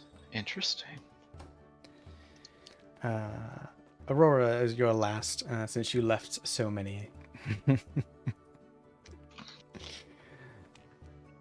You can see that the item that seems to have just been forged is your chatka, and it's still glowing hot on the anvil as you pass it. Nevertheless, I will have this all said. No. For you, I wasn't exactly sure about what you wanted me to do. Like, you gave me a lot of things. You had this bow, and I broke that down. You gave me some mithril, which I was really particularly interested in using. You gave me a whole bunch of iron, or at least Bara said that you dropped off a whole bunch of metal before. And then there's a couple of other things. So I took the liberty of coming up with a new piece of armor for you. Something that maybe will do you good, because what you got there seems to be quite well used. Now, if I've made a mistake here, let me know. But I think you could have done better with a new breastplate. He looks you up and down like armor. and says, like, I did think about maybe like a bigger set of armor, but then looking at you again, I probably made the right choice after all. You're a wee scrawny lass, aren't you? I've never particularly done well with size. Now, being your strength score is 7, it's very obvious that you don't have muscles. All lean. So like it's very lean, very sinewy. Nevertheless, he gestures to the breastplate on the tabletop, and you can see that it's a very expertly crafted piece of armor, and there are these fire motifs similar to the other items that he's been crafting. And it shimmers with like that same similar molten glow that Flicker, the staff, had. And you can see that it's about your size. And he says, nevertheless, I can tell that you give it your all. When we were going through those memories, you stay true to who you are. Your convictions of who and what you've become are everything to you. And I thought that was strong. You've got heart, lassie. And that's why I named this one the Ember Heart breastplate. I hope you like it. And the dagger, to go with your Ember Heart, I thought, why not Ember Light?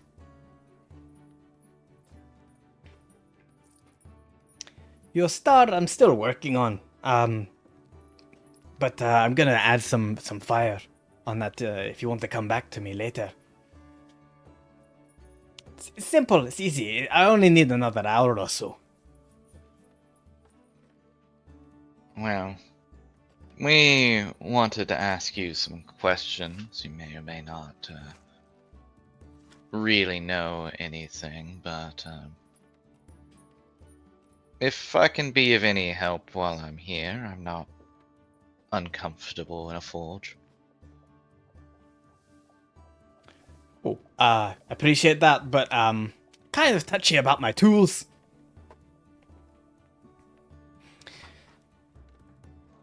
Let's But kind of shrug. ask your questions. I mean, I'm not sure exactly how helpful I can be. What with living in a forge for the last however many years it's been. But maybe you'd be more interested to ask Balra there. She is obviously someone who has lived here and able to leave the forge, you see. Yeah, I was thinking about asking both of you. I mean, were you able to hear things while you're in the forge, or I can hear things within the forge. so everything and anything that went on inside this place you could have heard, but nothing else? Well, I mean, when you're a trapped soul within the embers of a magical forge, you don't really have much option. Okay. Yeah, maybe we talk to Balra first. Suit yourself.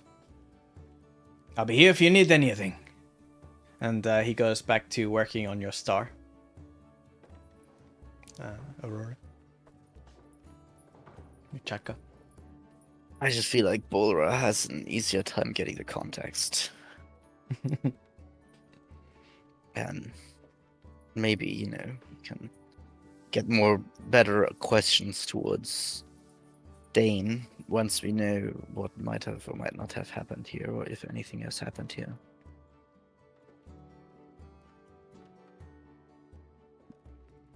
So, Yeah. Mhm. No, I agree, Loka.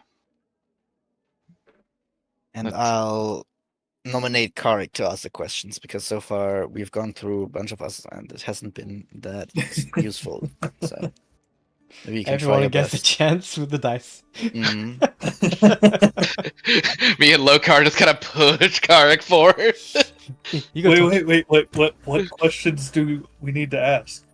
I mean, be as direct as you want to be. Like, maybe she just knows. I mean, apparently they were maybe near a smith. Maybe she had to deal with them before. Apparently everyone knows them, the Zoros. So All right, fine. just let us know her history with the broken blades. Make sure to be approachable, I guess. Tell me or I'll break your kneecaps. I'll walk over to Balra. She's this current just like sweeping the soot on near the forge. You can see that she's been working quite hard. Like her hair is like sticking to her forehead, and she's not exactly clean, but it's a forge. And she looks up to you and says, I'm sorry. I didn't mean to offend yesterday. Yeah. It's fine. I didn't know that this forge was magical. I just thought that it was all me. You see. Sorry. I'm babbling again. How can I help? Okay. So we're doing some work for the mayor, and we're just wondering if we could ask you some questions. I'll be as helpful as I can. Please don't give me any more work to do, please. Master Amber Chain is like. Just questions. Oh, okay. And she like looks over at Dane, and he's like clanging and looking out the side of his eye, and his eyes glow slightly red. And he's like, "Follow me." And she like sweeps while she walks to the edge over here, and she makes like very like busy work, but not actually really doing anything. So, have you had to do any work with or for the Broken Blades?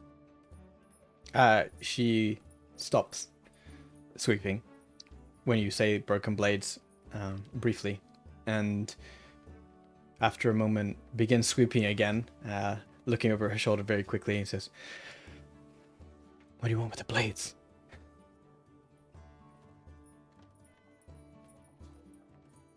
We're just asking questions. I don't do work for the blades, but sometimes the blades are around, and sometimes they come in here and demand a few things, and sometimes I come back from errands and a couple of things are missing, which I only assume is, well, could be any number of people really here in the Soras, but sometimes a component is missing, like a small spring or a cog, or maybe a pole here or there, maybe some coal. The blades you see aren't really people that hang around the Soras, they just come in and out. Right. We had heard something about maybe a smith or a forge or a refinery or something that they might be located at or hanging around. Is that something that rings a bell other than here? Obviously, you said they don't hang out here. Something else out in Undergurst, maybe? There was something that, now that you mention it, and she sweep and walks over to here, to this table, and says, I'll follow her. tour of the smith. It's just, I didn't think anything of it, and I didn't expect. I thought this came from this forge. I don't remember. And you can see on the table there is like a chunk of black slag.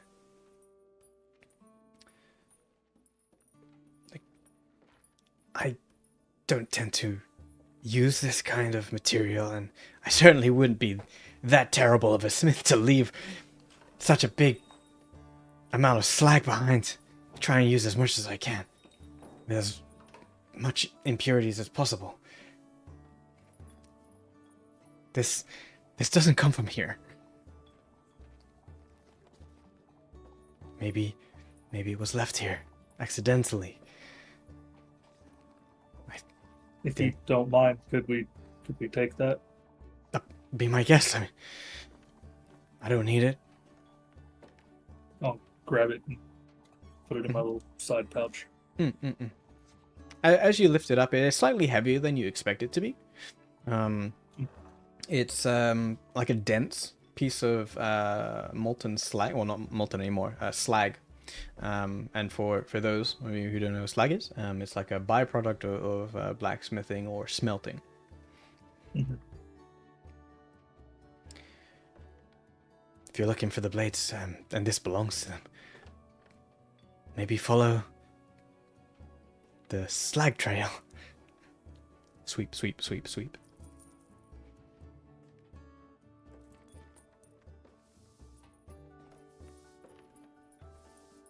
Trying to think if there's anything else I need to ask. Mm-hmm.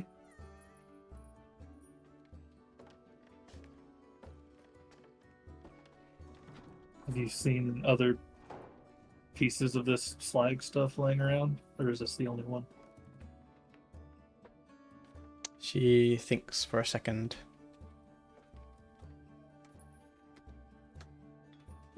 Oh, dang.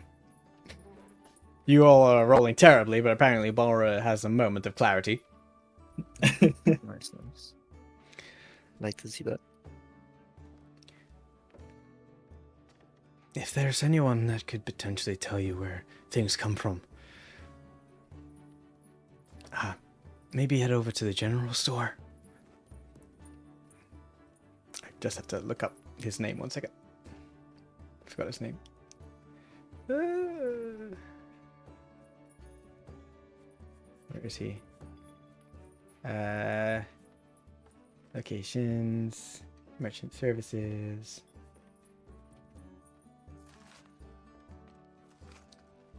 At the Grit and Grime Emporium. Go speak to Hob. Like, he tends to have the most external stuff come in. So if there's anyone who knows of strange things, perhaps he's the best person. Yeah, I think we've stopped in there before and did a little bit of shopping, so we can definitely go by there. Well, thank you for helping us out, and hopefully Dane doesn't work you too much. I'm gonna hand her a silver and go get a few drinks on us. She like snags it and puts it into like her pocket in her dungarees and in the front, and says quite loudly, says, "Dane is Master Emberchain, sorry, is the best master to work for."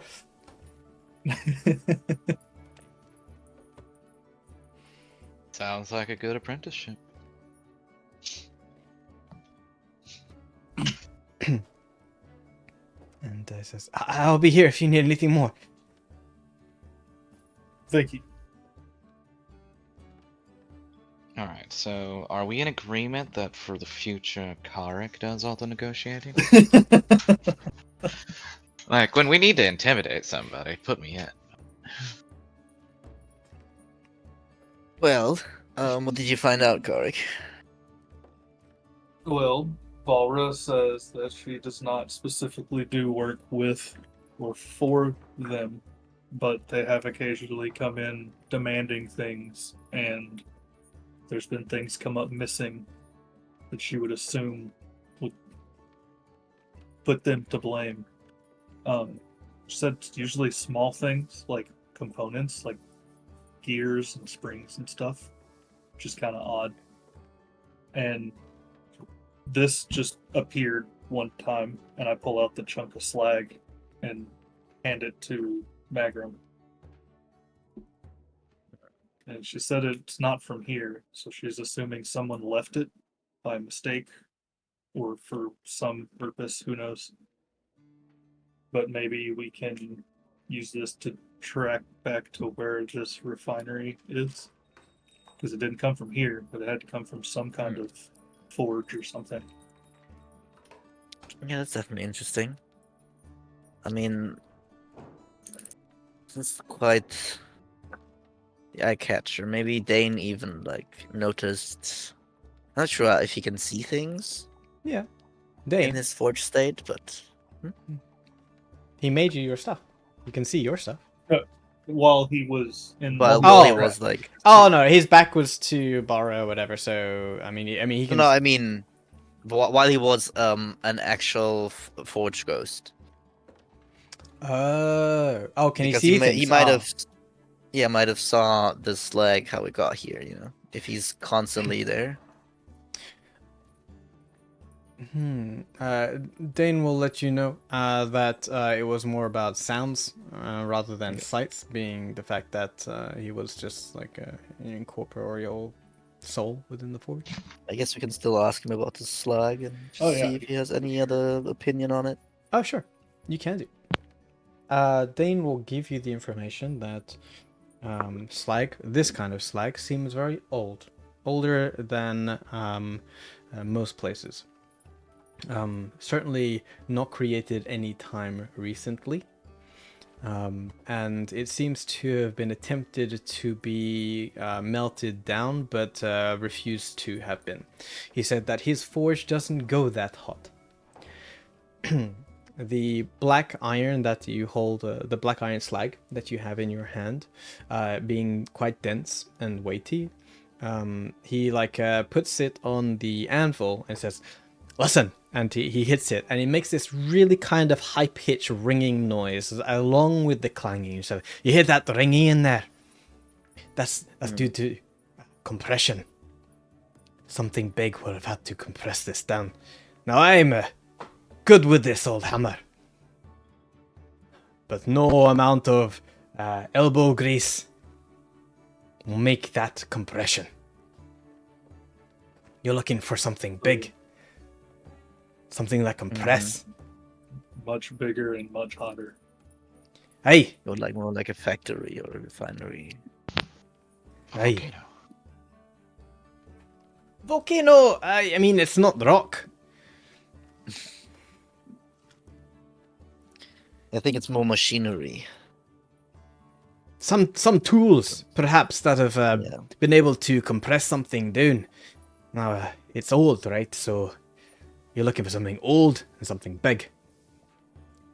Is there anything around here from back before you were trapped in the forge that matches that description?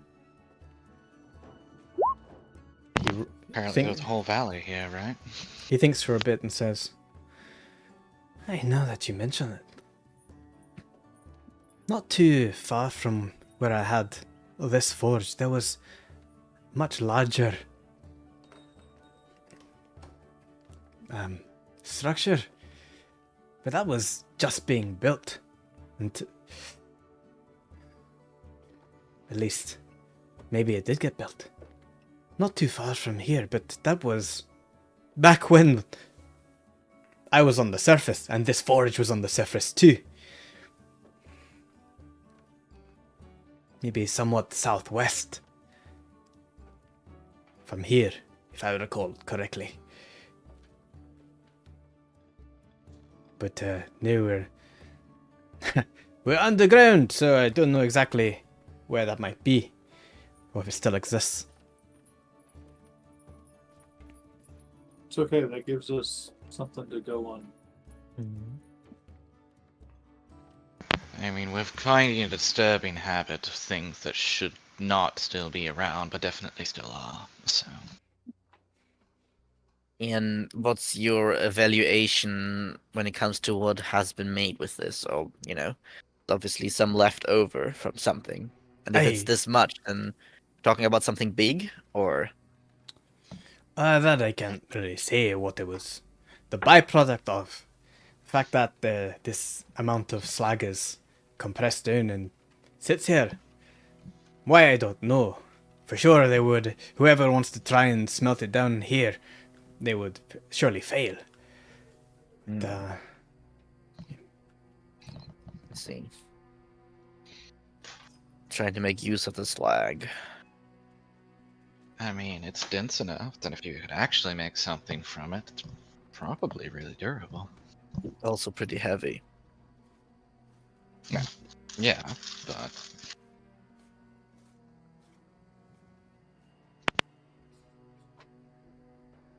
Well, I guess we have something to go on. And I don't think there's anything else we need to ask for now. no. And thanks for the upgrades. Thank you for saving me from the forge. Yeah, we're kind of forced into that situation, but we take it. Aye. Be mindful that stealing things might not have the same consequences as you expect them to going forward.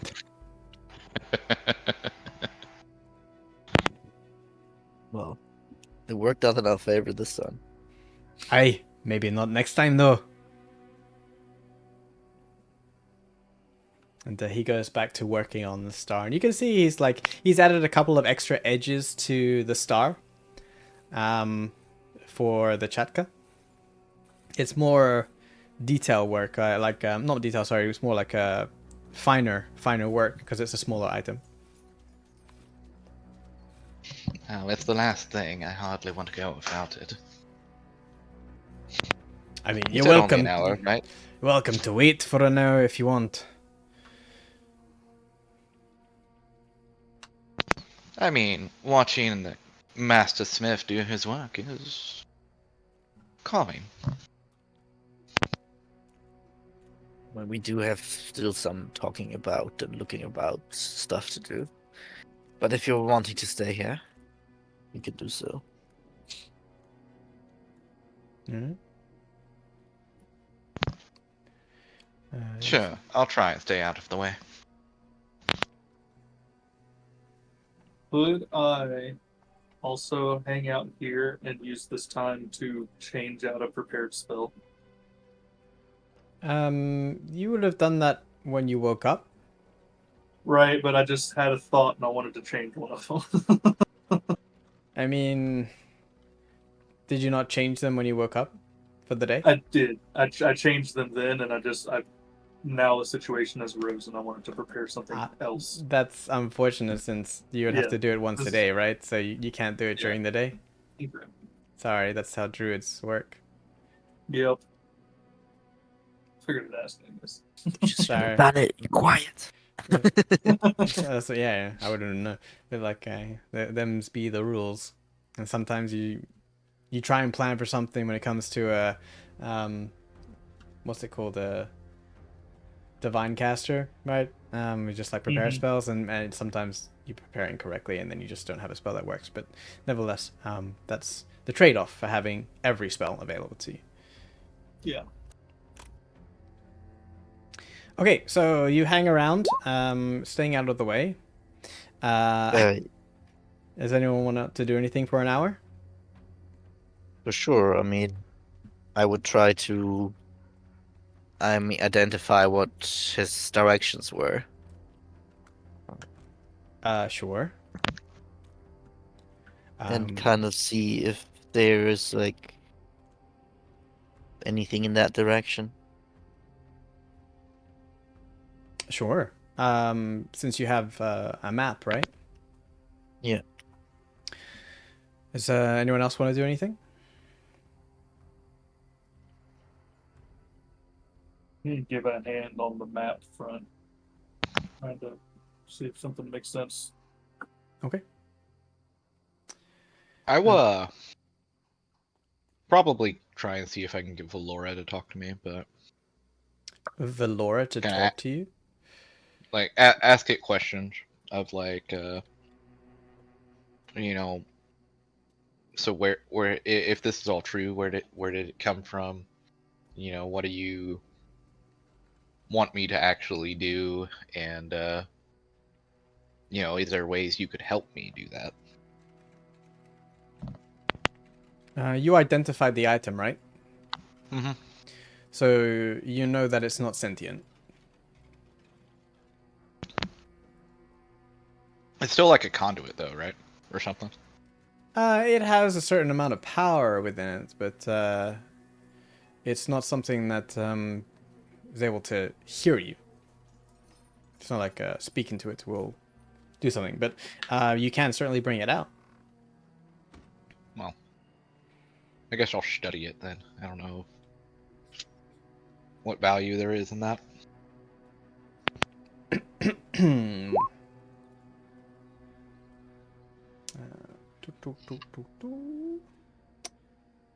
One second here.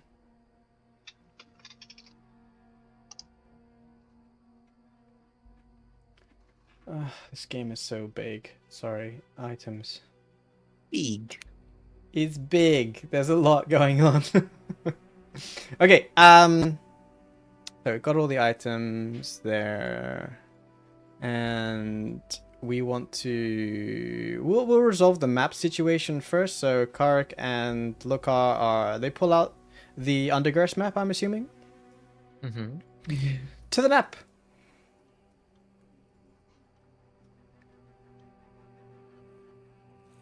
Now, I have embellished this map somewhat, but the drawing that Gangle gave you is more rudimentary than this. But he marked off the major parts that he knows of Undergirst in collaboration with other people. So, All these labels are actually on the map. yeah, but it's more like sketching doodles. Right, like hand drawn.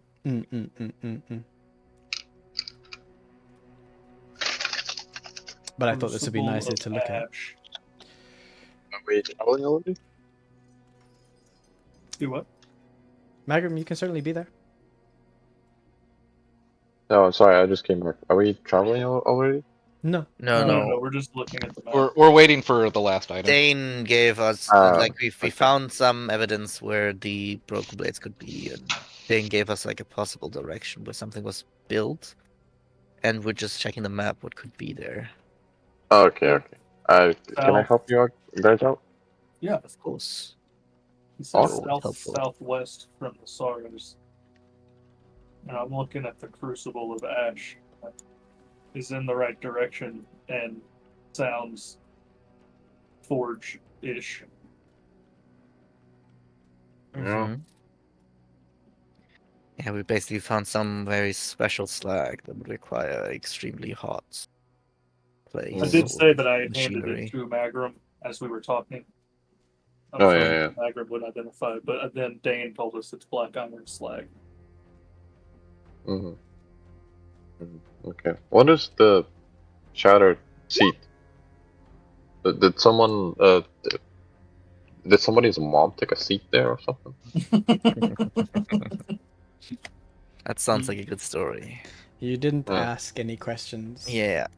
I think About we the- Damn. asked about From some the things, but orientation of the map, I imagine either the Tomb of the Royals or the Shattered Seat is the base of the pyramid. Yeah. yeah, either way, Gangle didn't necessarily know like super much about most places, so we Wait, didn't really ask him. Well, if we can identify where the arena is, we stay the fuck away from there, so that the Eldritch Beam doesn't eat us. Oh, you It's already still established there. that. You established Yeah. that last time by identifying the orientation. So you can see at the top, it's in north is westward. So from an Yeah. orientation, the Hall of Crypts would be around where the Templar district would have been. So the middle of the arena would be like around in here-ish. It'd be Oh, more so that's like, why the river is poisoned. That makes sense. Oh, okay. or like around here, I suppose. Yeah, you're right. Yeah. Yeah. All right. I guess that's good to know. It is not necessarily the way we plan to go. 9. Fuck no. We did plan to go straight for Templar District, and going to the Crucible of Ash would be a. Well, Dane did say detour. that at least the thing that he remembers was Yeah. somewhat close. Like, That's fair. But maybe Okay. it's We're- also either it's not even.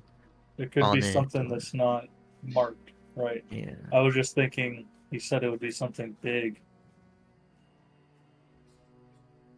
Oh, she Thanks said. a lot. Also old, so who knows. But yeah, okay. I guess we still, I guess that's something we can look out for now. That's good to know. Yeah. And we can still talk to the trader. Mhm. Maybe he has, knows where he got it from, or who he's given it to, or where he's delivering it to, or something like that. The entire crawl is supposed to be like a labyrinth, right? Like that there's tons of hidden stuff in it. Yeah, that's the place we came that's in what first. you walked, yeah.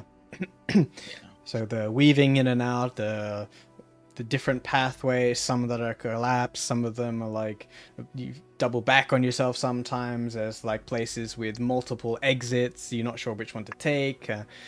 You lost tracks. I think Karik tried to think or remember the direction, but then the roll wasn't so high, so you kind of like lost, and you were escorted by Ramilla. Jasper. Jesper. All right. I think we will just go to the trader then. Well, Aurora can stay here, but we would like to talk to him. Also. oh, I need to change this music. 1 second. Dum dum dum. We're getting attacked. Something about the forge. It's calming, even when the danger music plays. Dum dum dum is the the hammer. Okay. Well. So, Aurora, there is something that we have to resolve. You bring out Valora in eyesight of Dane Emberchain, n'est-ce pas? Mm-hmm. And as you do that, like, oh, maybe this gemstone can speak to me, or I can speak to it, shot in the dark. What you do is you bring out a very old item in front of a person who you know to be old as well. And you hold it in your hands as you look into it. You just like produce it nonchalantly, like, oh, no problem. And Dane stops mid-hammer swing as he catches eyesight of it. And he like looks at you and says, "Where did you get them?" Huh? I killed a Gorgon for it. It doesn't belong to you. No shit. I'd like to put it back to where it belongs, but it doesn't really tell me where it needs to go. Why do you have it? What happened to it? Why is it just a piece? Have you Gotta knowledge of cock an the whole? eyebrow at him. What do you know about it, Dane?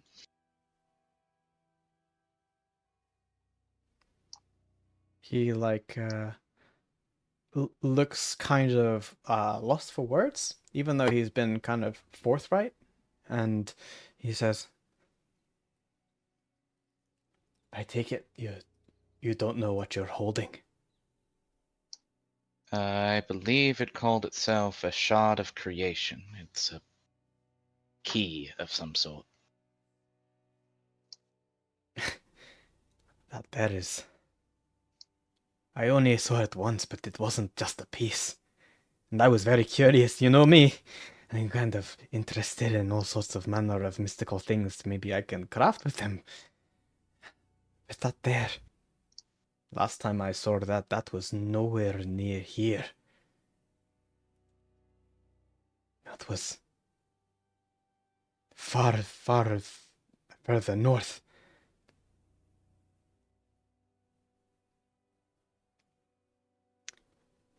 That there was in Ikalt. Last I saw. Along with its others. Bounty. Called. Aye.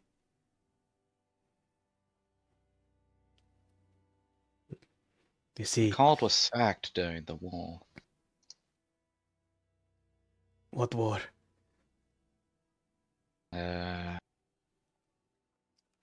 King Callus united Epsilon and Epsilon through force. Right? Um, So my beloved Solon was fractured and became these countries you call Upsilon and Epsilon, and then this person called Callus reverted that, and now it's all Solon once again. Well, kind of. Porto?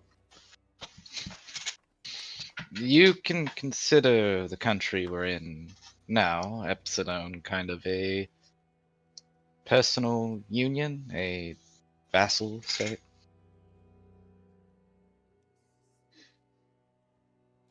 I see. It was until recently ruled in regency by a man known as Kalik. We believe he is dead.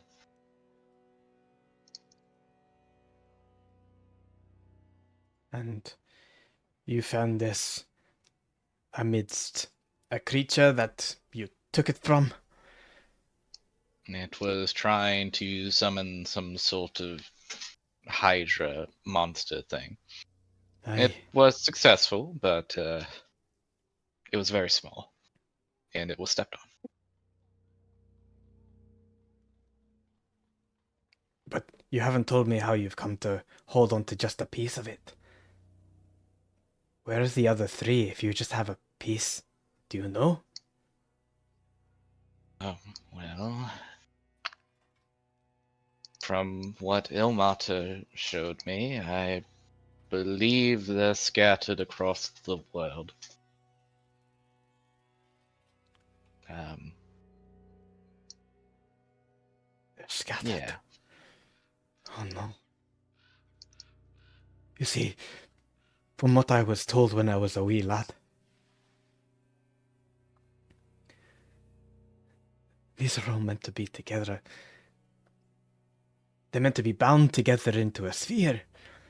That's the last time I saw it. And it's 1/4, 1/4 of this beautiful sphere that I saw, held together with this core. And I asked about it, and I remember it was called a Sverenda. You have a Sverenda with you?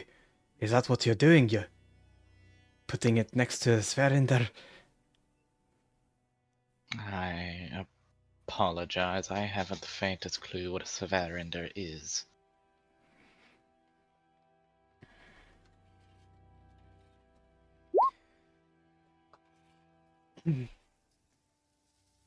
Look. What you have here is very, very strong. Very, very powerful. You told me that this creature was trying to summon something. I can believe it. You see, long ago, well before times of civilized folk and perhaps even written history, during an age long ago called the Turmoil. Turmoil? Aye, Never heard of it. maybe this is something you need to look up. But we're talking ancient history. This land, when it was Ceylon, it was a battleground, you see. Strong celestial creatures and demons walked freely on this land. And it was a bloodbath, an immortal war, clashes of gods and demons, and formed this pressure over time, this chaos that couldn't be resolved. This elemental chaos separated oil and water, and this land. That it couldn't sustain life. Back then, the gods didn't care. The demons didn't care. They were just out to establish dominance, you see. And there was an event that happened that made that all stop. And to turn this land, which I love, into a land that can witness the birth of creation. And the only way to do that is to lock the gods and the demons away, so they cannot enter this land anymore. What you hold in your hand is one part of an entity, an artifact, that prevents the gods and demons from walking and destroying this land once more. If you hold a shard in your hand, that means it's only a matter of time.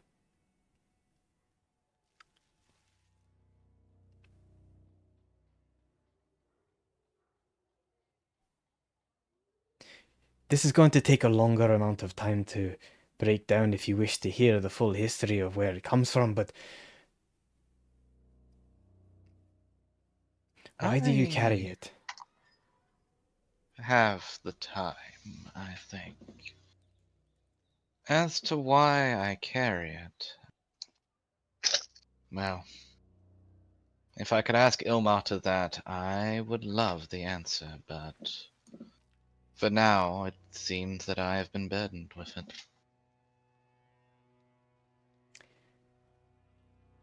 If you have it, it's very likely someone else is looking for it.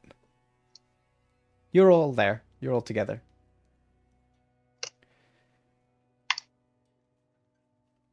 What you have belongs somewhere, and whoever holds it, who can unlock it, well, they're gonna have a lot of power in their hands, and power corrupts absolutely. Keep it secret. Keep it safe. Yet complete chance is what has given me this information. Thank you, Fate.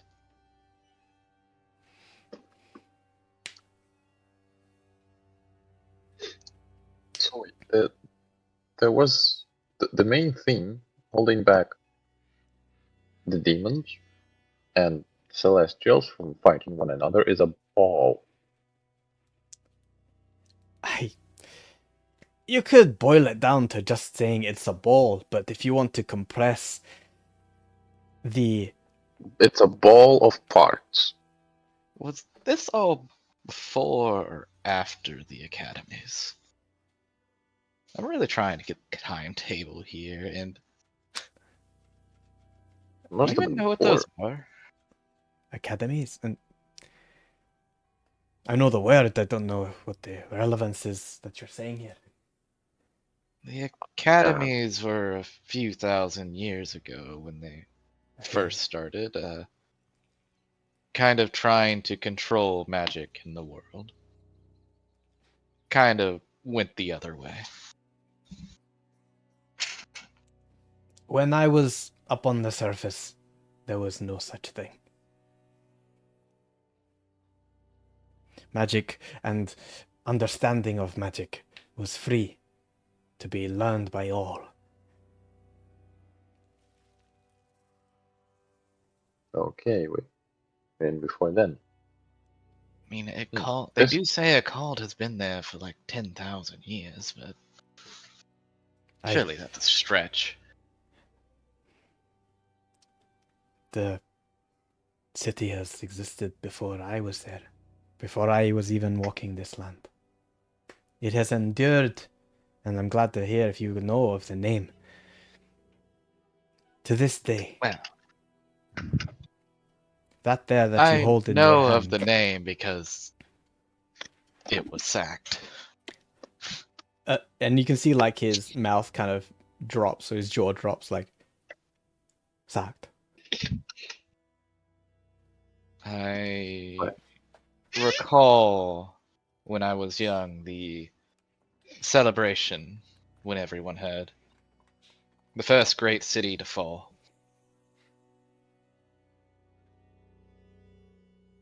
So you're saying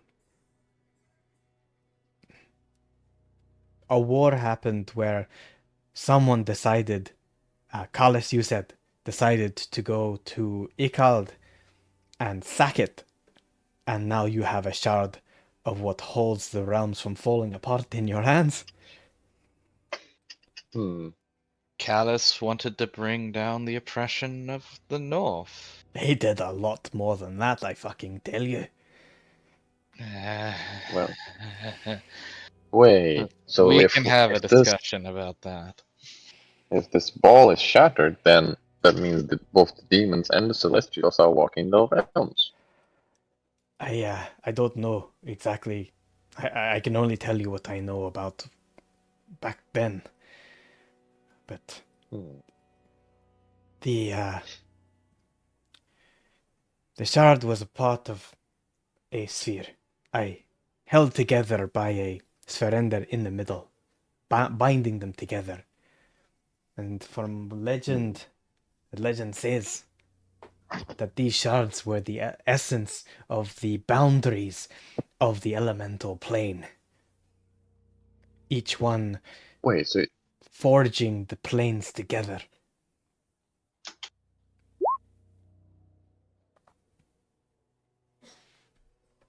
Wait, so the elemental plane, so 4, and then we have Feywild and Shadowfell. That's 6. Is the astral plane also included in this? Magrum, so 7? you would have been instructed, as you have learned either from your Deva or from your academy learning time. Right. The planes themselves are quite common to you. Like, this is almost like, for you Yeah. personally, it's common knowledge. For everyone else, this is like, fantasy. Shocker.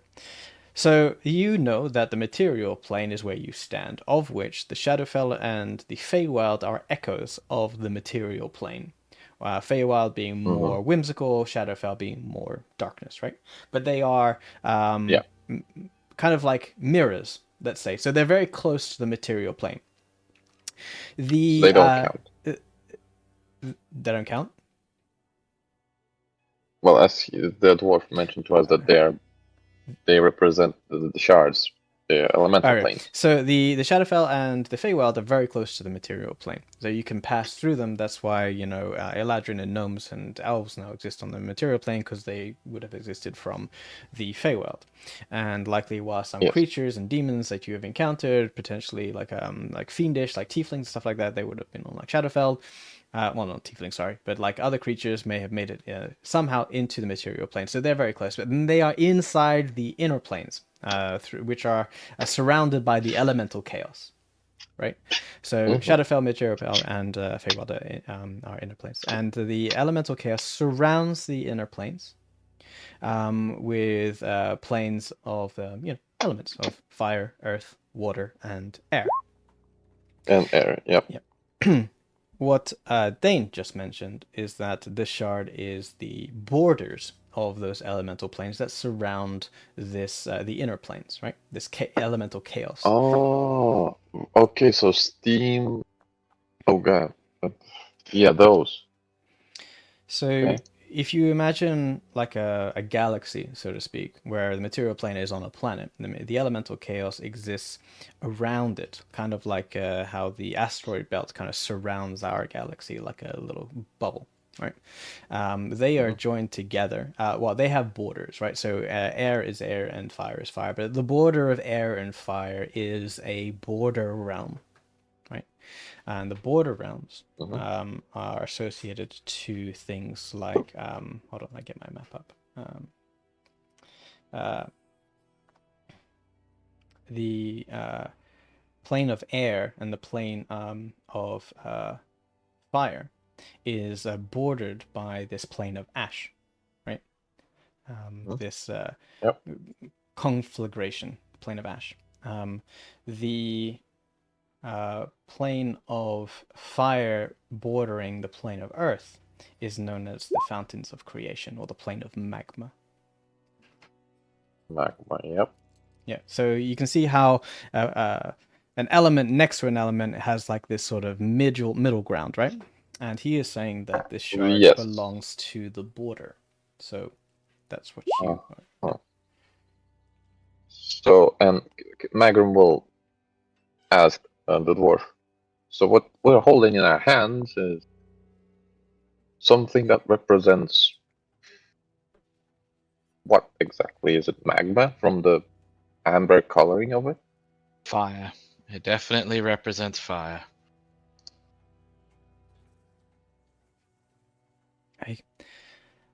A bordering of the fire plane.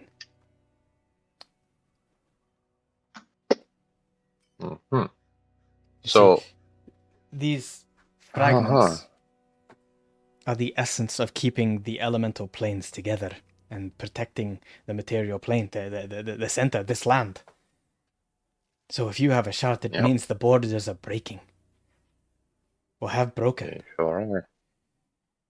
And it's only a matter of time before the elemental planes separate and allow the gods and the demons to walk once more on this land and burn it to a crisp.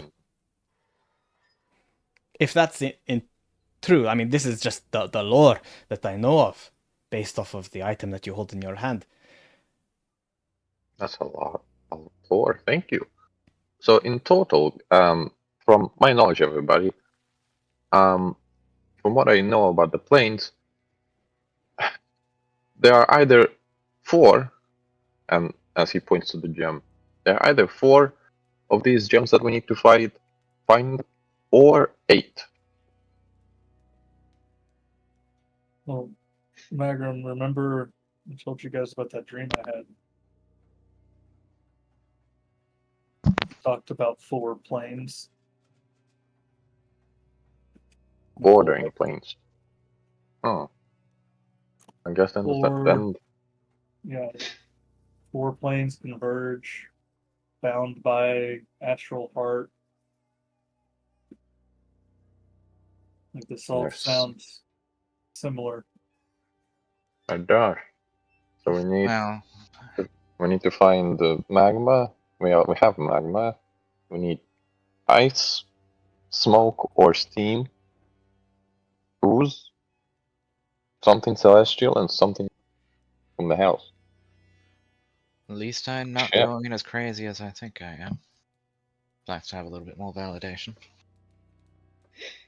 Well, with all of this evidence, seems like I'm the celestial compass, and this is the lower and demonic planes. Now we just need to find 4 rocks. Or, well, 3. Or 5. Or this is all a dream, and this is a No. terrible night. No, it's definitely not a dream. I know what those feel like. Damn. Oh well. Dane, do you know anything more about this? Like, were there any ceremonies associated with it? He looks at you suspiciously and is like, why? Well, if I'm to do what Ilmata desires, then why not use the tools that he's given me? Kind of taps the stone. Ding ding. Make a persuasion check. Oh, I have advantage on these. And I can add a d6 for because why not? Aw. For extra reassuredness. Okay. He strokes his smoky beard and nods and says, "Aye, there was mention of it. Back then, everyone was curious. Back then, Ikald was open for the public to see and to marvel at such an entity held within the walls of Ikald. Really, it was even a pilgrimage for some. And on one such festival, when the doors opened and people could enter and see, I was there in Ikald one year. And along with drinking, there were many others that were speaking about what it could mean and what would happen if it could be held onto by someone else. The potential, if you wish, to try and hold on to such power. It's not going to be easy, but there is a way, according to what the others were saying back then. You see, what lies within these shards is like an entity, like something lives within inside of it. And it's a journey to resonate with the entity within. That's the key. But it's all about where you are and whether you truly want to do this. So if you truly are looking to hold on to this power and use it, then I suggest you find the place of elemental balance. Somewhere that matches the stone that you hold. There, Like a crazy, overpowered forge of black iron. perhaps. I mean, you're holding on to something that is a fragment of the border planes. So you want to have like a volcano's edge, for example, or some sort of nexus, shall we say. A ley line. Somewhere that borders two elements in perfect balance. There, Mag, what's a ley line? Sorry? What's a ley line? Oh, imagine that the material plane where we are is a room, and that the plane of fire is a different room. A ley line is like a corridor between, Hallway? well, a hallway, corridor, steps to go into it. Right. Like a connection, basically.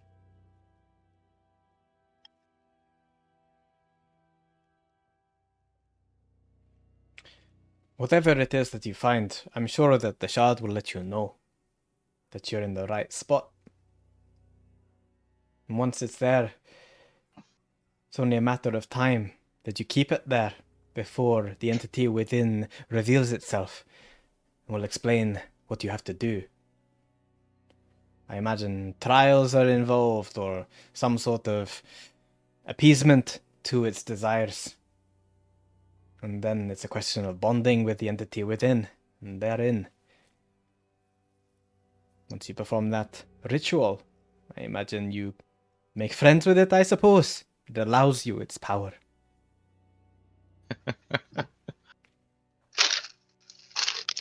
Oh man, I should have kept that spider. I needed more friends.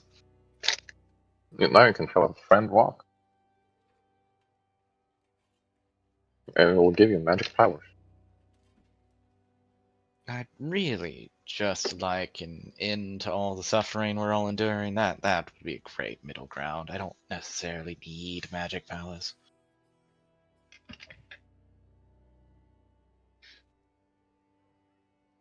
Suppose comes with the territory.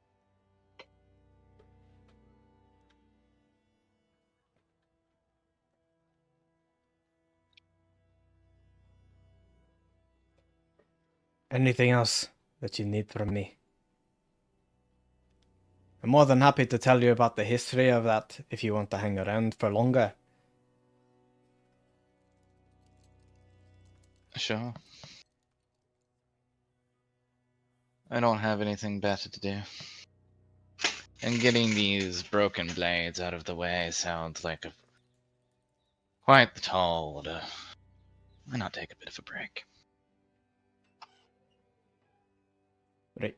You can hang out and get the lore, and we can go check out the general store. Talk to that guy. For the fact that you're hanging around for longer, Aurora, you can find Molten Star in D&D Beyond, which will be finished. Cool.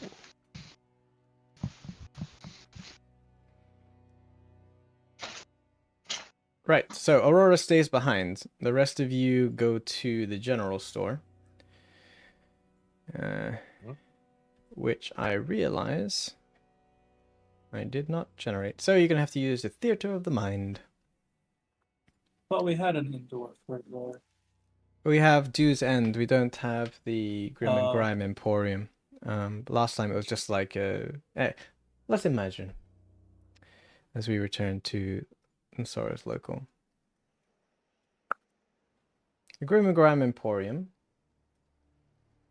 Where is it?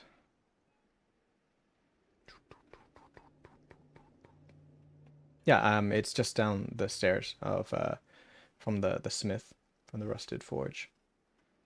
And for a reminder about what it looks like, it's a dingy general store that smells of mildew and damp stone. Its shelves are stocked with an eclectic mix of goods, to say the least, most of which have seen better days.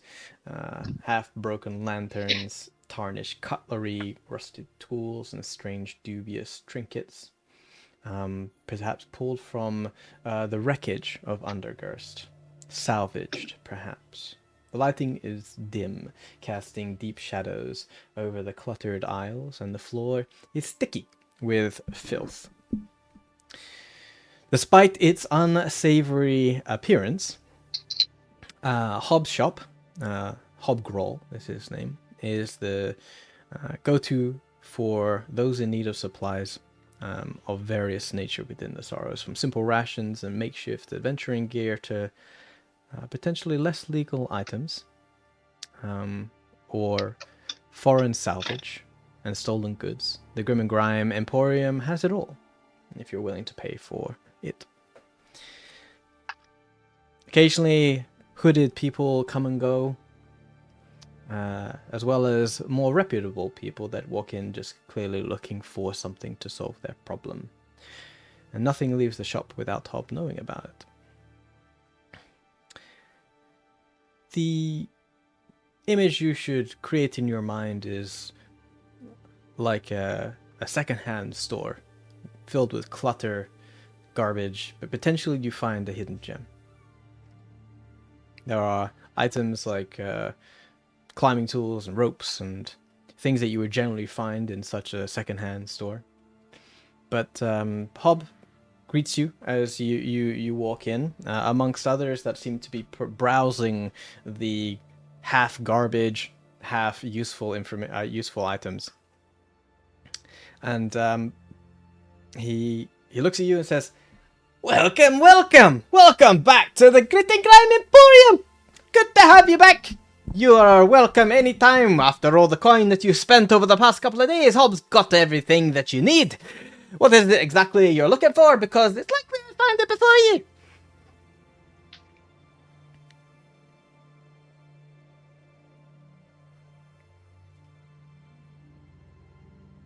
We found some of this slag, and we're told that you might know where it came from or have some more of it. And I'll just hold it up and show it to him. He has on his forehead like one of those gem sort of magnifying glass things, like ocular things that like help him see better, and he pulls it down over his eyes. He like holds your hands whilst you hold it. He seems very friendly, and he like pulls your hands closer to him without even touching the item. He goes, "Oh, slag, slag, slag, slag, slag, slag, slag. Oh, it's been a while since I've seen slag. Slag doesn't really come around these parts." And he looks at you like holding the ocular device within his eye cavity, and the other one like glares at you. He goes, "Oh, where did you come upon such a thing?" Oh, we just found it. "Oh, found it here. You come in with a slag? It's not often we see slag, you see." I was told that you might see it more often than anybody else here. That's why we came to see you. Maybe. I like I haven't seen it for a while. Usually they keep it. Usually that's where they. How much you want for it? I don't know if I'm wanting to sell it. I'm just trying to find some more information about it, mainly. Oh, information. Information. Yeah. It can be expensive information sometimes, especially where the information's coming from, you see. So, I mean, how much you reckon you'll want to let this go for, so to speak? Well, that depends on the type of information now, doesn't it? Well, let's just see. Like, I've come across one or two of these before, and I turned them away, but they tried to sell it earlier. But you know, like I don't really find that many people are interested in this sort of slag. Like, especially with, Some people might like it for a paperweight, or keeping their doors open, or slamming someone over the head with it. It could be used for a variety of different still things. Let's back up just a little bit. You said someone was trying to sell you some. I mean, Might someone's be. oh, my memory's foggy, you see, so it's hard to remember exactly who could have I'm gonna- sold it to me. I'm gonna pull a silver piece out of my pouch and just kind of hold it and look at it and look at him and not say anything. He looks at the silver piece and he raises one eyebrow over the ocular device as if it seems to be like he's looking for more. He's like, he looks down at it, looks at you, looks down at it, looks at It you. was actually 2 pieces of silver split apart. He looks at the silver and he goes, he like swipes them from your claw, pockets them really quickly in his grubby, torn pants, and he says, there was a lad not too long ago selling a couple of these slag, or tried to sell me a couple of these slags, and I brought them in onto my my table over there, and I lifted them up, looked at it just like I looked at it right now, and I didn't buy them, but he tried his luck. He pushed it quite hard, saying that there's more where that came from if I'm looking to invest in some heavy black iron. And I said to him, well, that seems interesting. But we're talking about a rearrangement of my entire inventory, and that's quite pricey, you know. Like, I've got a steady order of customers. They come by. I get a few things here and there that we find lying around in the Sorrows and lying around in Undergust. You know, there's more variety here than just, like, a bunch of old slag. Makes sense. I probably wouldn't buy it either. Doesn't really seem like it's much of anything, honestly. I just put it back in my pouch.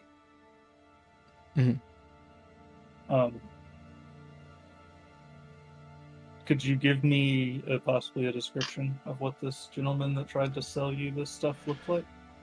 Hey, he looks at you and looks slightly away and wistfully, like, yeah, he looked like something. My memory's getting a little more foggy. I'm sure he had some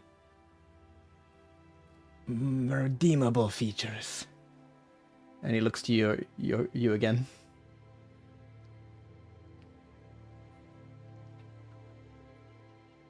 We're just playing this game now. I'm gonna look at Lokar. Like, hey, Lokar, do you think you could refresh his memory?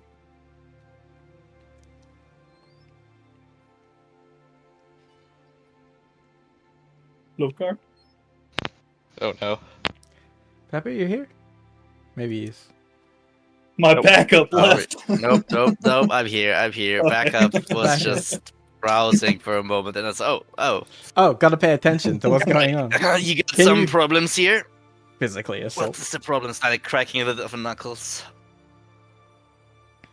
This guy's memory is a little hazy Mhm. on what this guy looked like that tried to sell him this slag. I heard some hits on the head can help you remember. No. If that's what he needs. That's no need for violence. I mean, I'm a respectable shopkeep here at the Grit and Grime Emporium is reputable, but you know, information costs. I mean, has I'm just- Karik paid I- you? I already paid you for some information, and you didn't You paid give me a whole for lot more. that information, but what Well, they're asking see, for. you had already mentioned that someone was trying to sell it before I even paid you. It's you kind of let it slip a little bit, and then you just told me again, but in a little bit more detail. But didn't really give me anything. Look, I'm putting my life on the line here. If I mention it to you that it comes back to me, old Hob's gonna have a little bit of a shit time, okay? So I'm just trying to, look out for number one. That's me. So, if you're wanting this information, I'm gonna need some reassurance that if the shit hits the fan, I can get out of here and lead a better life. So, what's you it give worth us to this you? information, hopefully shit won't hit the fan. Because we're trying to take Hey, care Theron, of some stuff to prevent shit from hitting the fan. Sir? Sir, your wooden floor looks awfully flammable. We're gonna. Oh no. Man, you guys really are acting like Templars. Well, You're rubbing off on us. Look. He looks at you and looks at the floor, kind of questions whether or not that's true given all the filth that's on it. And looks to you and says, "Look, I don't think it's out of the realm of bartering. That if you want the information, you should pay for it. I'm just looking for a Well- little bit more." then let's do this. This is the last time we're gonna pay you for information. We're gonna spit out information you have, and if you keep bartering, shit's gonna hit the fan for you immediately, and not in some distant future. All right? Roll intimidation. That sounds like intimidation. Just saying. That's what I said. Is it? Can I Yeah. thought it was, yeah? Can Magrum assist by making his hands burn with prestidigitation? just dad in the background with flaming hands. It's like you Yeah. got like a lighter and you're just like flicking it on and off like And I'm gonna give him that. kind of bullying the vendors and the sorrows. Sure. Would you consider? Would you consider it like intimidation based on strength, or intimidation based on charisma for this one? You're speaking to him. You're threatening Alright. him, so it's the standard charisma. Can I get an advantage? With And Magrim balance. threatening to commit arson, yeah. All right. Oh my god. I'm great at rolling. I mean, but Damn. lean into it. Yes. Hob, Perfect sense for a character that absolutely fails intimidation. well, I mean, he Yes. he is a vendor that has been threatened a lot, shall we say. So he looks at you and looks at Magrim, and he says, "You want to burn the whole place down? Be my guest. But look, between you and me, what you're asking for here is likely to come back to me. After all, there are some secrets to be kept.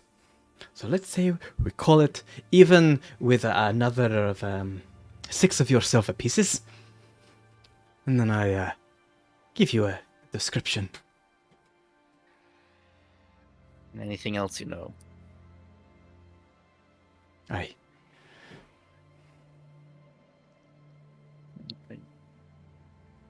I Can work hand with him that. 6 silver.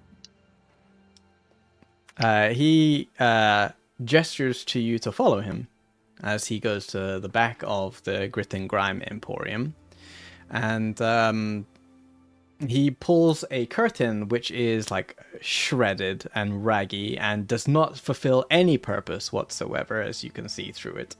But to him, he seems like that has caused enough of a barrier to make it more secretive. Now we're safe. Yeah, exactly. It's like the most unnecessary gesture, but nevertheless. Now we can speak freely. Okay. Now no one can hear you.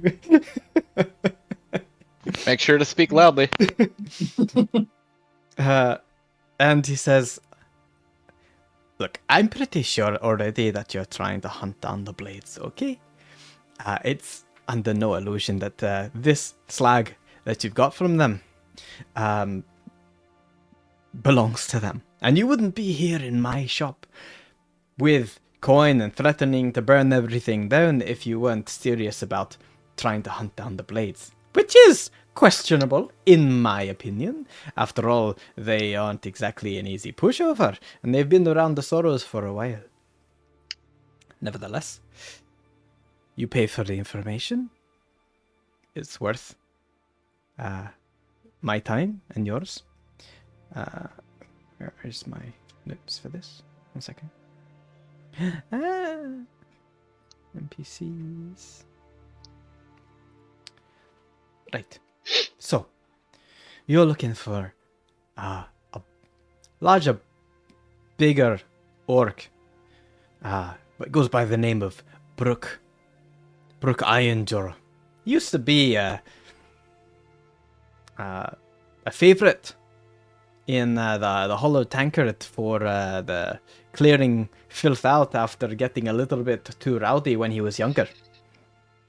Served more pretty well as a bouncer.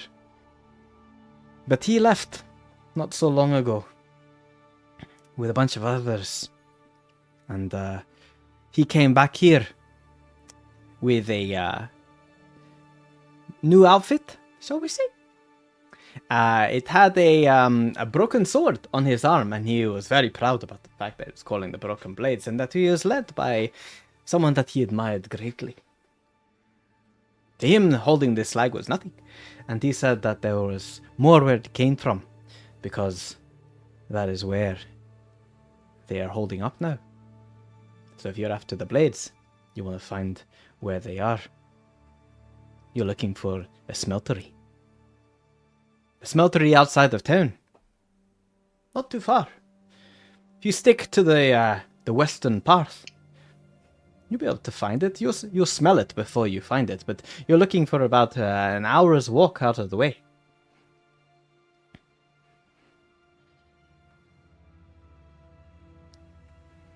No, you didn't get this information what do you know from about me. this? Go ahead. What do we know about like their motives? What's their deal? That's you're gonna have to Surely ask this them. guy, if he's so proud about being a broken blade, maybe he slipped, a bit on, I don't know, what he's so proud of. We didn't exactly have a heart-to-heart. I didn't ask him what his hopes and dreams are. I was asking what he wanted for it. You're asking too much. What's your opinions on the Blades? The You've blades. seen them do this stuff. Sometimes they bring me some interesting things that I can upsell. I get my personal opinion, if you ask me. I feel like if you don't have the blades, you'd have someone else. Someone else trying to take the Sorrows for a ride. I'm just trying to, make a business. Get by. If not the blades, then who? Because someone will always capitalize on weakness. And here we are, with Mayor Chandel not really protecting us. And we are ripe for the taking, so... I guess my opinion is better the devil you know. Did this guy ever talk about this person he looked up to by name? Again, we didn't have a heart-to-heart. But apparently you heard that he looked up to someone, so you had to have some sort of talk about something. He just called him the boss. He's not exactly the smartest guy, so I thought I could get as much out of him, like haggle him down as much as possible, but he told me that he had a price in mind from the boss, and he doesn't want to cross the boss, so he couldn't sell it. What was that price? Per slag piece.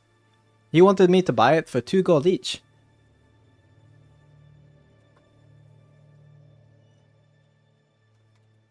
Right.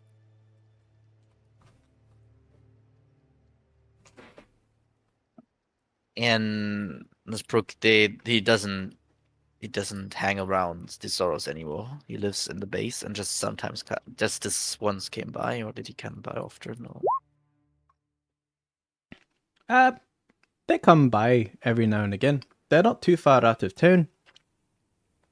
Sometimes to pick up things, sometimes to collect things. I mean, if you've been around the Sorrows for a bit and kept your eyes open, maybe you've seen them. But there's a few of them. I don't know exactly how many, but you can ask. You can always find them in the Hollow Tankard every few days. Everyone needs some dregs once in a while.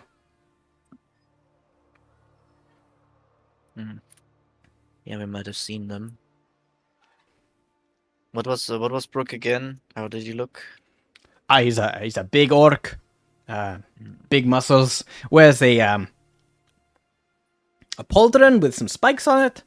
Not exactly the most smart look on his face, but clearly able to lug around the sack of this, and it gestures to, well, where Cart put the slag. Does that right. description sound like anybody that we saw at the tavern? One of the few times we've been there? Because I know there's one time there was a table of some other people. Ah. Well, you can roll an intelligence check to remember. Straight intelligence or history? No, it's intelligence.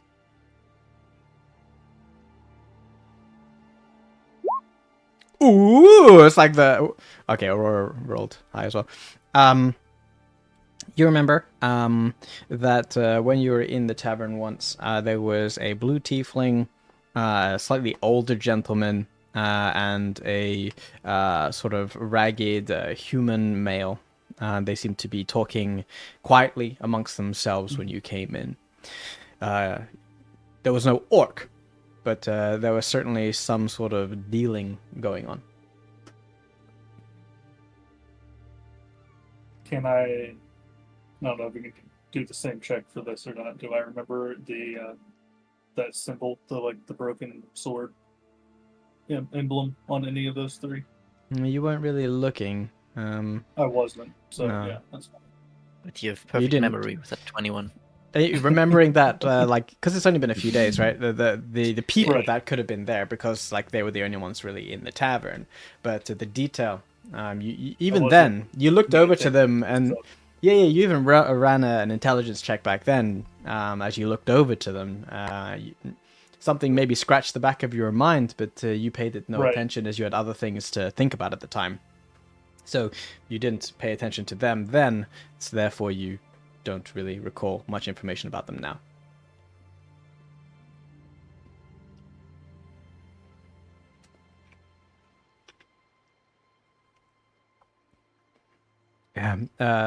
Hobbs says to you, "Is that everything that you need?"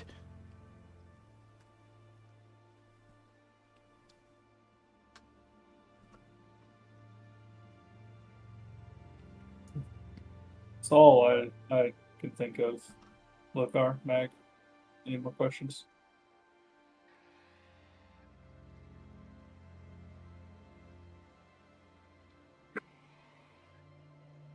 Take that as a no. Right. I guess we're done here. Thank you for the help. Can you hear me? Yeah, we can hear you. Mm-hmm. Yeah, Megan will ask if the vendor has seen any in the area. Any what? Half elves? Half elves in the area. Yeah.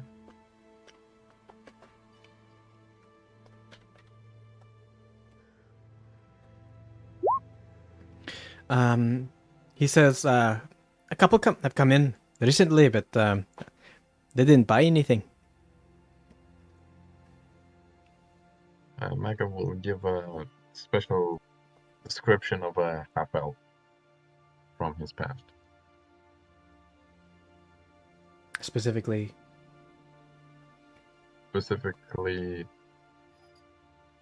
Balthazar. oh. Hobbs scratches his chin like, no, doesn't ring a bell. Okay, thank you. That's it. We noticed that, right? That he... Or Mark, do you try to not do it covertly? No. It seems like that being covertly is makes people laugh at you, so he doesn't do that.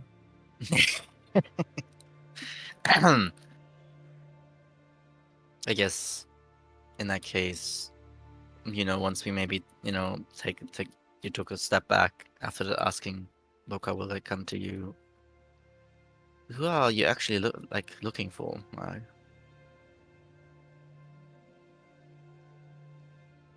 Quite detailed description of someone, some half elf that you're looking for.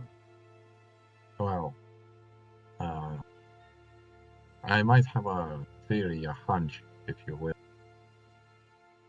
I still need more evidence. I'll keep you guys updated if find out anything. Okay, but you're looking for this guy. What's he think? One-eyed, half-elf, short hair, male. If you see anything like that, let me know. And he's around Ghost right now, you think? I don't know. Okay. But he could help. No. No. Magrim, moves his head in a no, moves his hands in a no. He's saying, if no help. I'd rather No avoid him if possible. problem, but maybe also answer. Do some things for you. Yes, but not Okay. now. I can get that. If you ever feel like to disclose what you're thinking, if you think it's helpful, let me know. If not, then don't let me know. Maybe when all of us gather together, I'll let you all guys in on this theory. Anyway, does anyone, are you popping off rations for our travels yet? Or is that the other place? I guess it never hurts to stock up on some rations. We have 9 rations right now. It's not too much. I can suck you with a few rations. If you've got the coin for it. We're talking just 5 silver pieces for each day's worth of rations for you, Mr. Bulky. So I've got up to 30 days of rations here, just various sorts of nuts and dried fruits.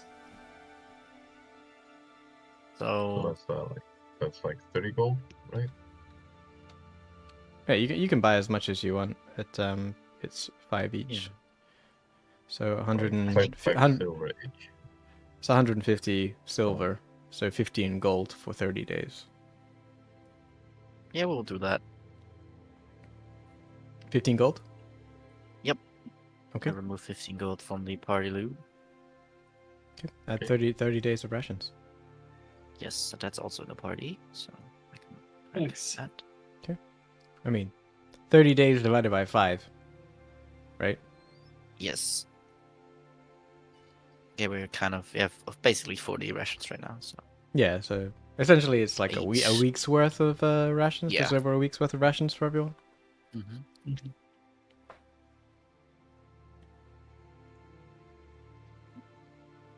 Well, and he pulls the curtain back, the unnecessary curtain back, and says, "Pleasure doing business with you all, fine folk. Apologies I didn't have what you wanted." Slightly louder for other patrons that are browsing to hear. No Are worries. there any other patrons? We'll do with just the rations, thank you.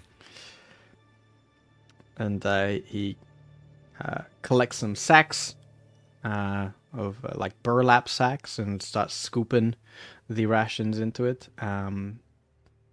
Puts it on the countertop and takes your 15 gold and pockets it after biting one of them. Just checking.